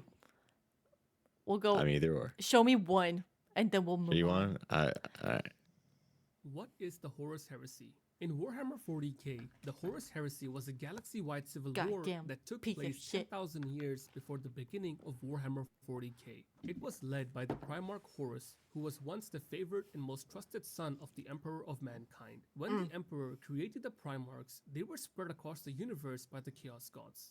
The Emperor then led the Great Crusade to conquer the galaxies and reunite with his sons. However, Horus, being driven by mad ambition, was corrupted by the forces of chaos, who gave him false visions of the future in which he was forgotten about, and the Emperor betrayed his own sons. Driven by fear, paranoia, and mad ambition, he gathered nearly half the Primarchs and the Space Marine legions and rebelled against the Emperor. This started a galaxy-wide civil war, and it got so bad that Horus led a direct attack on the Imperial Palace on Earth, and despite mortally wounding the Emperor, he was unalived by him. The Emperor was then placed on the Golden Throne to keep him alive. What is... There you go. Okay, That's yeah. Horus. Horus on that show. Also, Pasta, you may have joined us after we looked at the Ultramarines. The reason why he is A tier is more because I really like strategy and logistics. And the dude is right. You can't win wars by dudes alone. You got to make sure that shit gets where it needs to. And he's a nerd. And I appreciate that. So, Mega yeah, nerd. the nerd is A tier. And the dude that eats kids, yes, is an irredeemable monster and is in dumpster. All right. We are at 4 left, and we are about to hit another ad. My ad snoozes only last for 5 minutes each. I have 2 of them. So do you think that we can get the rest of these done in 20 minutes or less? We can try. All right, let's speed run. Let's speed run. Come on. Okay. Next up, Yeah. Lurgar of the Word Bearers. He is a traitor, and he is the Demon Prince of Just 'cause he can- Chaos Undivided, which is like chaos as a whole kind of deal. Okay. Like the church of the cult of chaos. Okay. Orgal Reliant Primarch of the Word-Bearer's Legion is a figure defined by his deep faith and the tragic path it led him down. Raised on the deeply religious world of cultures, This Lorgar's heresy daily life brought was to you steeped by in worship daddy and the issues. villain's infinite power. This fervent spirituality drove him to venerate the Emperor of Mankind as a god, a belief that was harshly rebuked, setting Lorgar and his legion on a path toward rebellion. Feeling betrayed by the Emperor's denial of his own divinity, Lorgar sought out new gods worthy of his devotion. His quest led him to the ruinous powers of chaos, whom he embraced as the true deities of the universe. Lorgar's transformation from a loyal son of the Emperor to the architect of the Horus heresy is marked by his authorship of the Book of Lorgar, a tome that laid the foundation for chaos worship among humans and space marines alike. Under Lorgar's guidance, the Word-Bearers became zealous missionaries of chaos, spreading the dark faith across the galaxy and orchestrating the events that would lead to Horus's corruption and the onset of the Horus heresy. Lorgar's legacy is one of spiritual fervor turned to fanaticism, illustrating the dangers of unchecked belief and the power of faith to change the course of history. His journey from enlightenment to damnation embodies the thematic conflict between faith and reason that pervades the Warhammer 40k lore. Okay, so he was so emphatic that his dad was divinity, he decided to Yes. completely turn against him. Yeah, he was like, my dad's a god. Everybody praise me. And dad's like, I'm not a god. Stop that. Smacked him on the head. He's like, well, that's not cool. And then honestly, it's much worse than that. I'm pretty sure like the Big E slaughtered his legion to prove a point. What? As a punishment for because the Big E is a turbo atheist and did not like that one of his sons was preaching his name. Yeah. Okay. Anyway, there's more. The thing is, this puts me in a weird spot because as a sister of battle, I know that this is after the Emperor is already on his golden throne and is drinking psyker juice. But we also worship the god Emperor. So this puts me in a weird spot of having to the sisters condemn are wrong, somebody. but anyway. Turbo atheist. So every time Lorgar would conquer a world, he'd like spread the good word. Hello, my name is Elder Lorgar. Like he'd do that whole bit. Yeah. Eventually, there was like enough worlds worshiping the Emperor for him to notice and go, hey Lorgar, cease. He did it, but in Big E's way. But he was like, hey Lorgar, you've been doing some good work. Let me see what like your pinnacle is. I'll come with Gilman, one of my favorite sons. Lorgar shows him basically like his Jerusalem. People make pilgrimage to this place. Right? Yeah. Lorgar has spent so much time here. This is where he wrote it all. And the Emperor looked at him and said, this is very cool. Then the next words didn't leave his mouth, but his mind. Just kneel. This huge psychic mental sandblasting wave. Even a Primarch couldn't resist it. Lorgar was forced to kneel. He hit him with the voice. Come here. Kneel.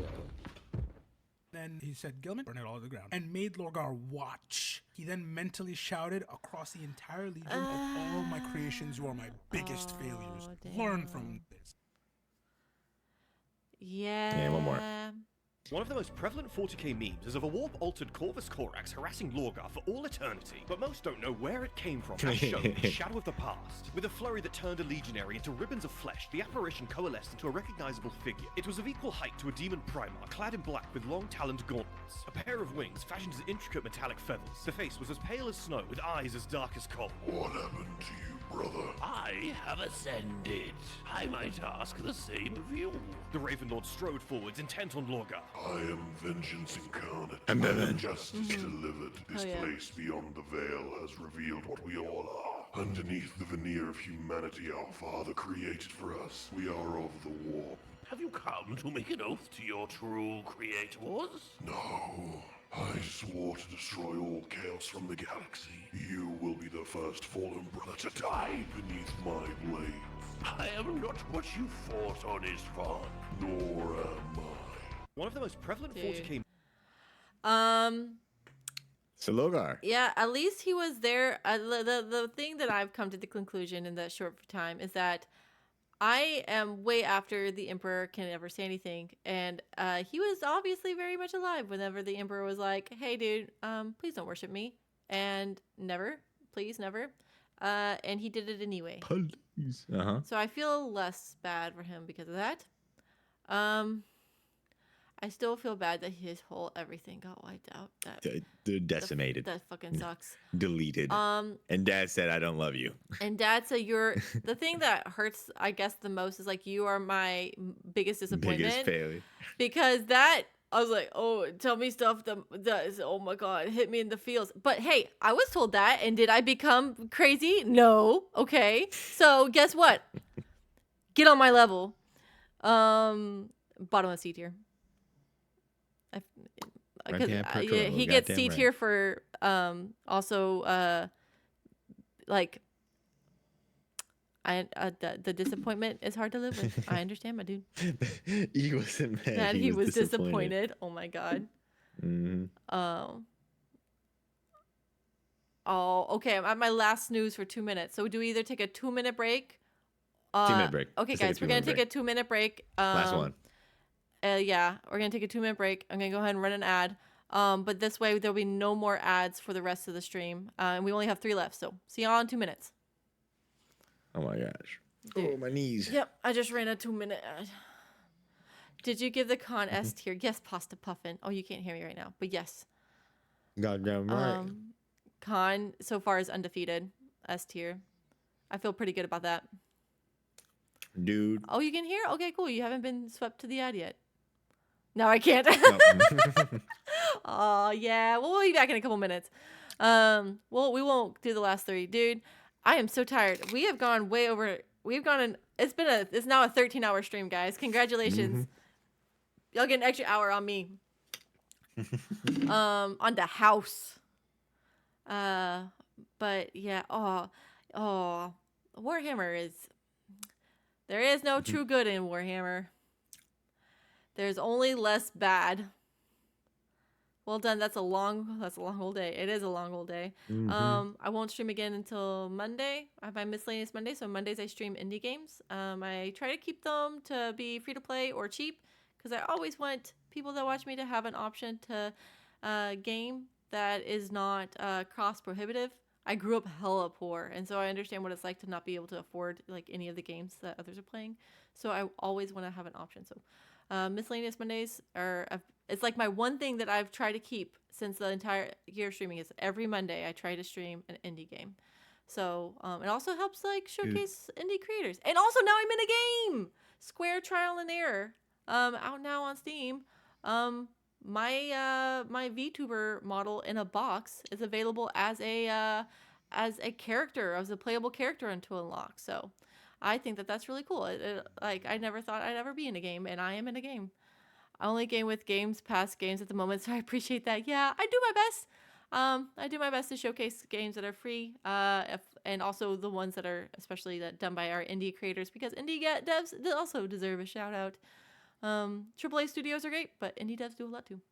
All right, it says ad break is back. Ad break is over and community is back. So yeah. Here we go. So I'm sure you can already see the thumbnail for the 3. Yes, I kind of. But it's 3 of my favorites. Continue. All right, and I'm ready. Starting with our boy Vulcan of the Salamanders. He's a loyal boy, and he is believed to be MIA at this time. Another Mia. Absolute. Yep, another Mia.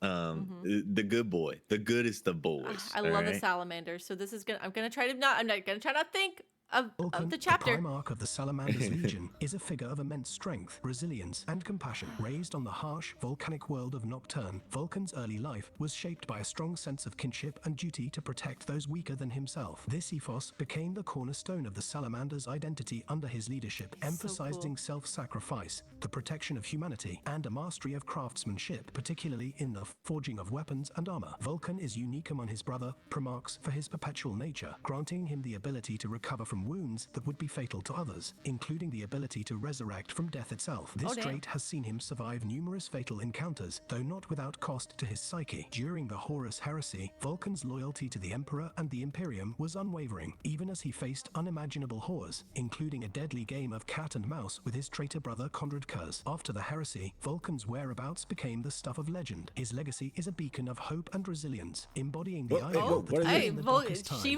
light of humanity and compassion can prevail. Vulcan. She Vulcan. She Vulcan. She got titties. Oh, and we were talking about Conrad earlier. Just you, right? When the Horus heresy erupted, the Salamanders, alongside other loyal legions, fell into a trap on Istvan V. During the battle, Vulcan was gravely wounded and captured by the Night Lords. However, Conrad Kurz did not rush to end his brother's life. The mentally unstable Night Haunter had a far crueler plan: to torment the Primarch of the Salamanders relentlessly. At Kurz's request, Perturabo constructed an inescapable labyrinth aboard the Night Lord's flagship. Thus began months of grueling torture, during which it was revealed that Vulcan was a perpetual. Realizing this, Kurz resolved to kill his brother repeatedly. He subjected Vulcan to countless deaths, tearing him apart, slitting his throat, severing his head, and even casting him into the void of space. But Vulcan survived it all. These failures drove the Night Haunter to fury. Determined to break his brother's will, Kurz devised cruel psychological torments. He chained Vulcan before a feast that rotted away, forcing him to watch as starving prisoners perished, denied even a morsel of food. On another occasion, Vulcan was shackled to a device linked to the ceiling of a neighboring chamber, where innocent lives hung in the balance. If he let go, the ceiling would collapse, crushing everyone below. But even this failed to achieve the desired effect. Eventually, Kurz offered Vulcan freedom if he could navigate the labyrinth to its center, where his Warhammer lay. But Perturabo's creation was a masterwork of geometric complexity, so convoluted that mapping it was impossible. To make matters worse, Kurz ambushed Vulcan at random intervals, emerging from the shadows to inflict severe wounds. On the brink of exhaustion, Vulcan had a vision of the Emperor in the guise of a chronicler. This apparition calmed his mind and renewed his resolve. Vulcan began taunting Kurz, calling him a coward and a weakling, pitied by all as nothing more than a petulant child. Enraged by these jabs and his repeated failures to kill Vulcan, Kurz threw open the path to the labyrinth's center to prove his strength. There, the brothers finally clashed in hand-to-hand combat. This was precisely what Vulcan had anticipated. With a powerful strike, he hurled the Night Haunter away, then reached for his hammer. Activating the teleportation device built into the weapon, he was transported to the upper atmosphere of Macragge. The fall was long, and his body burned as it entered the planet's atmosphere. Despite the agony, Vulcan was relieved to have finally escaped the nightmare. The Ultramarines later discovered a charred body and puzzled over the burnt chunk of flesh that had fallen from the sky. Once they realized it wasn't a kebab tossed from an orbital station, they brought it back with them. Over the next few days, the Primarch's body began to regenerate. When the Horus heresy erupted... Dude. Yeah. Is an absolute unit. Was that the last video of him? There's one more. Oh, okay. Well, hurry up. Vulcan, Primarch of the Salamanders, perpetual, and all-around good guy. But where is he now in the Warhammer 40k lore? Well, his mysterious end seems a far cry from the Primarch who's known for being so empathetic and close to humans. While, like many 40k timelines, it's a bit murky, about 1,000 years after the Horus Heresy, Vulcan set out to hide 9 relics that he forged throughout the galaxy. In an odd Ready Player One sort of move, he disappeared, leaving behind the Tome of Fire that claimed he would return when all 9 of the artifacts had been reclaimed by the chapter, thus proving their readiness for him to lead them to victory once more. Like many of the Primarchs, it's a pretty odd move. What do you make of it? Maybe they're better off without this guy. Oh, no, don't say that. No way. Yeah, no way. I don't think better off without this guy. I can kind of see he's like, you're going to be asked to do some really hard things, so I'm going to need you to make sure that you're ready for it. It is kind of odd, but it's not it's not any reason for me to knock him down or anything because of an odd request like that. I can see the reasoning behind it. So this guy, where are we putting him? Went our main through man. Torture. He went through Conrad Kurz. wait, grew up in horrible conditions, in not great conditions, right? Went through torture, went through impossible labyrinth, went through being attacked at random intervals, went through everything that should have driven him insane, and had the mental fortitude to still be a good guy. The mental strength of this man is unparalleled because it's like you can have the good guys, the people that are treated well, that end up doing good, and the people that are treated poorly that end up being bad, and they kind of, you know what, you get a little pity for them. The people that are treated like shit and end up being the best people deserve the best. S tier. I'm gonna put him above Khan. Oh, that's crazy. This is wild time. Vulcan with Booba. Top S tier, dude. But where are you putting the Volko and Booba? In a folder in my phone. That's where. What? Dude, you go back and watch the VOD. I can't tell you. Like, I gotta go to bed, man. It's been almost 13 hours. All right, let's. S plus plus. Yeah, Claire, I'm right there with you. All right, let's go. All right. Oh man, I'm so excited. Okay.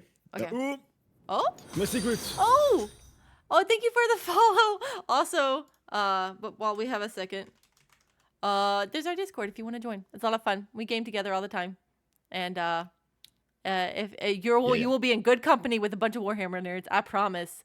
That's like half my community, and I love them. I love them all. Last two. Let's go. And the next one is my favorite. Who? Personal favorite. My number one. Okay. Our boy. Oh. Corvus Corax of yes. the Raven Guard. Oh, I do love Loyal Corvus Corax. boy. I do. I put MIA, but we know exactly where he is. He's chasing Dude, that motherfucker. he is. Down. He's fighting the warp. I know it. He's down there becoming a bird demon. That's crazy. I fucking love Corvus Corax. So this is gonna be. Right, so we got a video. I know he's gonna be high up there, but how high? When the Emperor of Mankind created his 20 sons, he splashed in just a smidge of warp magic. Not all of the Primarchs were made aware of this power. However, Corvus Corax of the Raven Guard has been able to utilize it to incredible effect. You see, Corvus's favorite pastime is beating the ever-living hell out of his traitorous brothers, and in particular Lorgar Aurelian, the Primarch which we love him of for. Wordbearers. So after finding out that swathes of Wordbearers were being killed on his demon world of Sikaris, Lorgar, now a demon prince, emerged from his sanctum, and he found himself face to face with Corvus, also massively changed. Corvus was revealed to be in his warp form, a humanoid creature of shadow, and was even able to turn into a flock of ravens. After a devastating fight, Lorgar realizes he is no match for the Primarch of the Raven Guard, yeah, you're not. and of course flees like the coward that he is. Yeah, Corvus away, was bitches. of course enraged that Lorgar got away, but he has sworn that he doesn't care how long it takes, he will find his brother and tear him limb from limb. When the Emperor of Mankind... Next video. There are many Space Marines, Custodians, and Primarchs who pride themselves on their stealth abilities, which is kind of bizarre, given that they're all absolutely massive. True. Stealth, but the size of a building. Okay. Well, kind of. The Raven Lord has the ability to make the minds of others ignore him if he so wishes. Oh, An you're not the automatic droids we're looking scanner, for example, can still pick him up. Like a predator that only recognizes the shapes of its prey, those that Corax wishes to deceive simply do not register his presence, and to the naked eye, Corvus would appear to be invisible. He of course uses this to great effect during the Horus Heresy, and destroys swathes of traitors without them even realizing what's happening. And it is not just Corax. It is rumored that a small number of his sons inherited this ability. There are many... Being invisible is another great introvert power. Yeah. Hell yeah. Last video. A lot of us know about Corvus Corax's last appearance in the setting, when he became a shadow monster and terrorized a bunch of wordbearers before then beating the crap out of Lorgar again. Many people think that this new Corvus is a loyalist demon, but is that actually the case? Well, a demon, either chaos or loyalist, is a being purely of the warp, either created from the soul of a mortal or as a shard of its respective chaos god. Demons require warp energy to remain in the physical universe and are greatly weakened or even banished when they are cut off from the warp. The new Corvus, although clearly much more warpy than previously, does not fall under these restrictions. Much more warpy? So no, I would simply say that he has unlocked more of his inner warp power and is now a significantly powerful psyker, channeling his warp power into shadow magic to do hectic stuff like become a flock of birds, become immune to bolt shells, grow twice the height of a space marine, shoot black lightning, and so on. Not too dissimilar to Magnus before he became a demon prince. So no, to put it to bed, Corvus is not a warp demon or warp entity. He's just really pissed off and really powerful. If you want to pick up a very limited Raven Lord Trader Hunt... So... With Our him, boy. he has almost the same thing as the other guy, which is the warp has corrupted so many people, and this dude is like, you know what? I'm gonna go in there. I'm gonna go in there. I'm not gonna be corrupted, and I'm gonna whoop their ass. I'm going through their home turf and whooping their ass. And also, I do love an emo boy. I gotta say. Gotta say, now this is the hard part. Because he's high up there, for sure. I'm putting him. Oh fuck. On his own as well. The others took armies with them. Dude is a legend. Yeah, because Lehman Russ brought like a select few with him. Mm-hmm. For example, like others usually bring a clique with them. Yeah. Damn. Okay.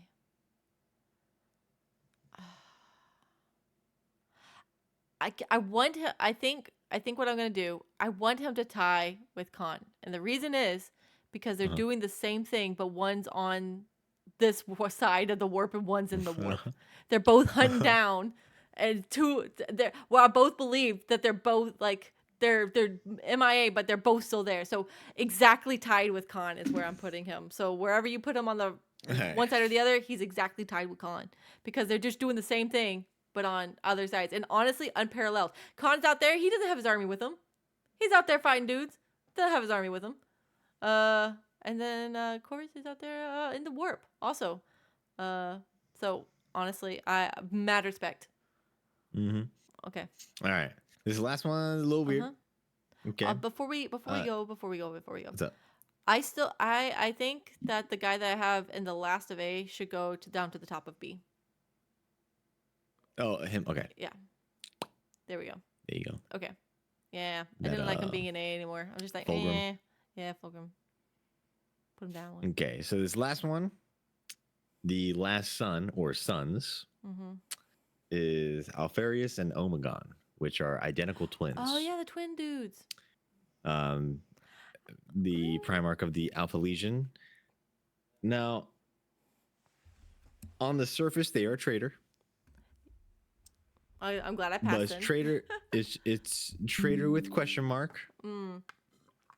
Because they could be playing the long game. KIA, it's complicated. All right, so we got a couple videos, and I'll try to fill in some of the blanks that are important. Alfarius is a genetically engineered superhuman created by the Emperor. It plays as soon as I click on the tab. Oh, heard. Alfarius is a genetically engineered superhuman created by the Emperor of Mankind to lead his Space Marines. Known for his mastery of deception, Alfarius commands the 20th Legion, specializing in covert operations and guerrilla warfare. His true allegiance remains a hotly debated topic. Some believe he's still loyal to the Emperor, while others suspect he's been corrupted by chaos. Alfarius' supposed death at the hands of the Ultramarines Primarch Labuti Guilliman only deepens the enigma. Physically, Alfarius is unique among Primarchs, standing shorter at about 10 feet tall. He's often depicted wearing ornate power armor adorned with serpent motifs, symbolizing his legion. Alfarius' twin brother Omegon adds to the intrigue. The twin Primarchs are thought to share a psychic bond, allowing them to coordinate their legion with unparalleled precision. Alfarius embodies the intrigue and uncertainty that makes the Warhammer 40,000 universe so captivating. His true intentions remain shrouded in mystery, fueling the imagination of fans for years to come. The goddamn KGB of the 40K universe. All right, one more video, and that'll be the last one. Alfarius Omegon, the Primarch of the Alpha Legion, is shrouded in secrecy and disinformation. Alfarius and Omegon are actually identical twins, so the 20th Primarch is also the 21st. Whether the creation of Omegon was intentional is unknown. Omegon's existence is not even known by the other Primarchs, only known by the Emperor and a select few. Alpha Legion Space Marines and Omegon would also frequently act as Alfarius, and vice versa. It's also rumored that Alfarius was the first Primarch found by the Emperor, hidden away, then discovered by Horus in the 31st millennium as the 20th Primarch. During the heresy, Alfarius and the Alpha Legion would turn traitor, although the Alpha Legion would often act in contradictory ways. Rogel Dorn would ultimately kill Alfarius on Pluto during the heresy, but Alfarius would reappear post-heresy and be killed by Roboute Guilliman. So the true fate of Alfarius Omegon remains a mystery. Nobody knows. Yeah, the whole nobody. It's super secret. It's like the KGB of the 40K universe. Super secret. Dude. Well, what am I supposed to do with nobody knows? Nobody knows, dude. Yeah, we don't know. Good guy, bad guy. We don't know knows. if he's playing long game or if he's gone to the other side. We don't know if he's dead or not. We don't know a lot about him. He's also a secret to a lot of other Primarchs, so we don't know. Only the Big E. Only the Big E. We know. Well then, don't know is in the true middle ground because we cannot say anything positive or negative. So C tier he is. Yep. But I guess in the middle of C tier to be truly fair. Okay. There we go. Any other changes? That would make. So we actually got a trader up. I know, but I felt so bad for him. I know. That's pretty good. I felt bad for him. I know, but yeah, that's definitely the highest. That's higher than I ever expected to put a trader up there. But I was like, that fucking sucks. Well, there you go. All right, I think that's it. If you could send me a screenshot, and I'll post it in the Discord. Or if you want to take a screenshot, I'll post it in the Discord, and we'll have we'll have everybody go and fight me over it, and then I'll be like, just watch the VOD. All right, thank you once again, for putting this together. Yeah, like I said, this isn't a full explanation of every Primarch, but this is as with little information. Yep. So. I feel very good about my S tier and A tier. My B's and C's are kind of like middle ground. Like they can, depending on a little bit more information one way or the other, they could definitely switch between B and C. And then I feel more strongly about my D and dumpster. Like I was like, okay, I feel strongly about those. I feel strongly about those. The ones in the middle. If you're like, man, this is C and should be in B, and B instead of C. Like, dude, those in the two middle, those are hard to place because they're all kind of slightly above or below expectations. So, like, those ones are the more difficult ones. But otherwise, I feel really good about it. Especially, yeah, S tier feels so strong, dude. If I had 4 dudes that I would like, these are my top, that feels right. That feels if I show up with those 4 dudes, like I'm gonna have so much swag with me, just like that's a lot of swag. God, that's so much swag for one person. All right, I'm gonna end my stream and raid out. All right, Nat, GG's. But thank you again. Yeah, it was fun. Yeah. Yo, have a good one. Chat, y'all take it easy. Take it easy. Oh, and one more. I think. Let me see if I can still shout you out or not. Oh yeah, cool. I can still shout you out. There we go. Yeah, this was fun. So shout out to Stoven. He also streams sometimes. He plays Warhammer and Helldivers with me. And he's a pretty awesome, cool guy. So feel free. He's also my mod, so he's a good dude. Dude, be good. He is, and he's also gonna help me. This because my stream crashed a couple times, so I've already kind of scumbagged him to help me put them kind of together, so it makes sense whenever I upload it to the YouTubes. But thank you again, Sylvan. I appreciate you. All right. Alrighty. Well, take it easy. Bye. Bye. All right, let me go ahead and go to my interview station. There we go, guys. Awesome. Okay, so this was a lot of fun. Thank you, everybody, for joining.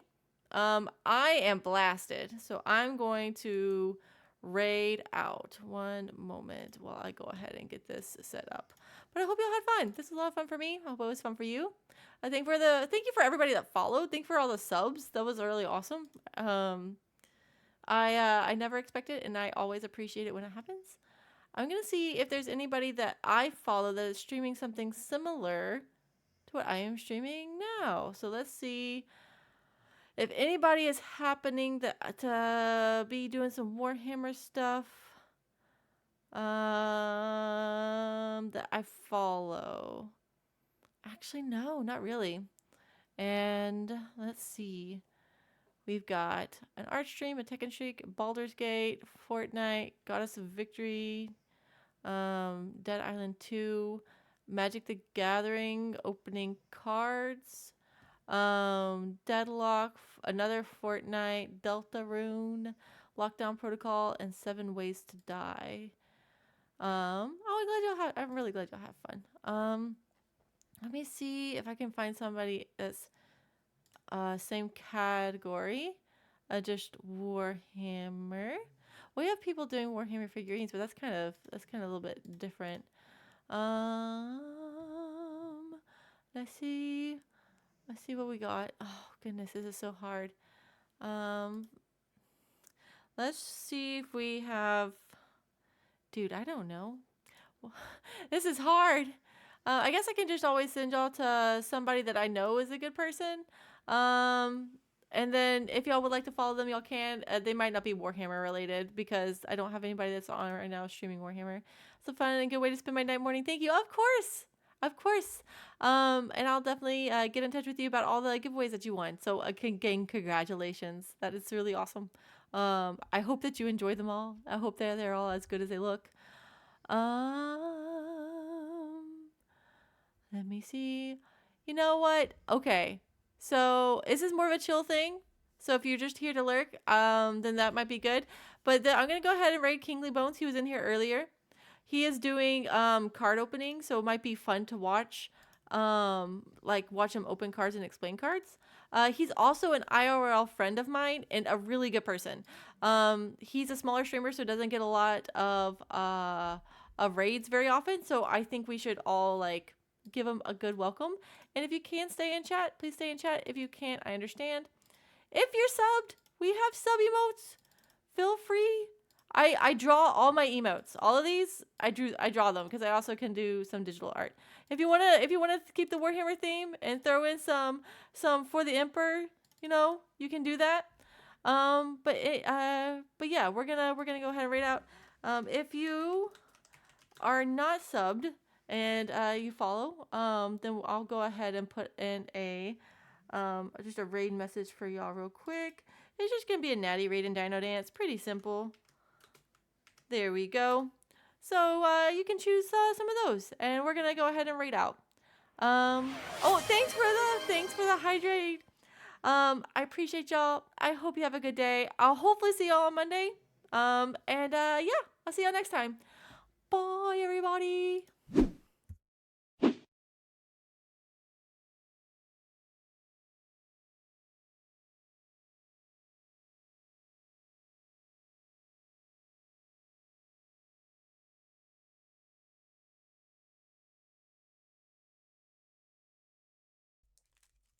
Jesus Christ.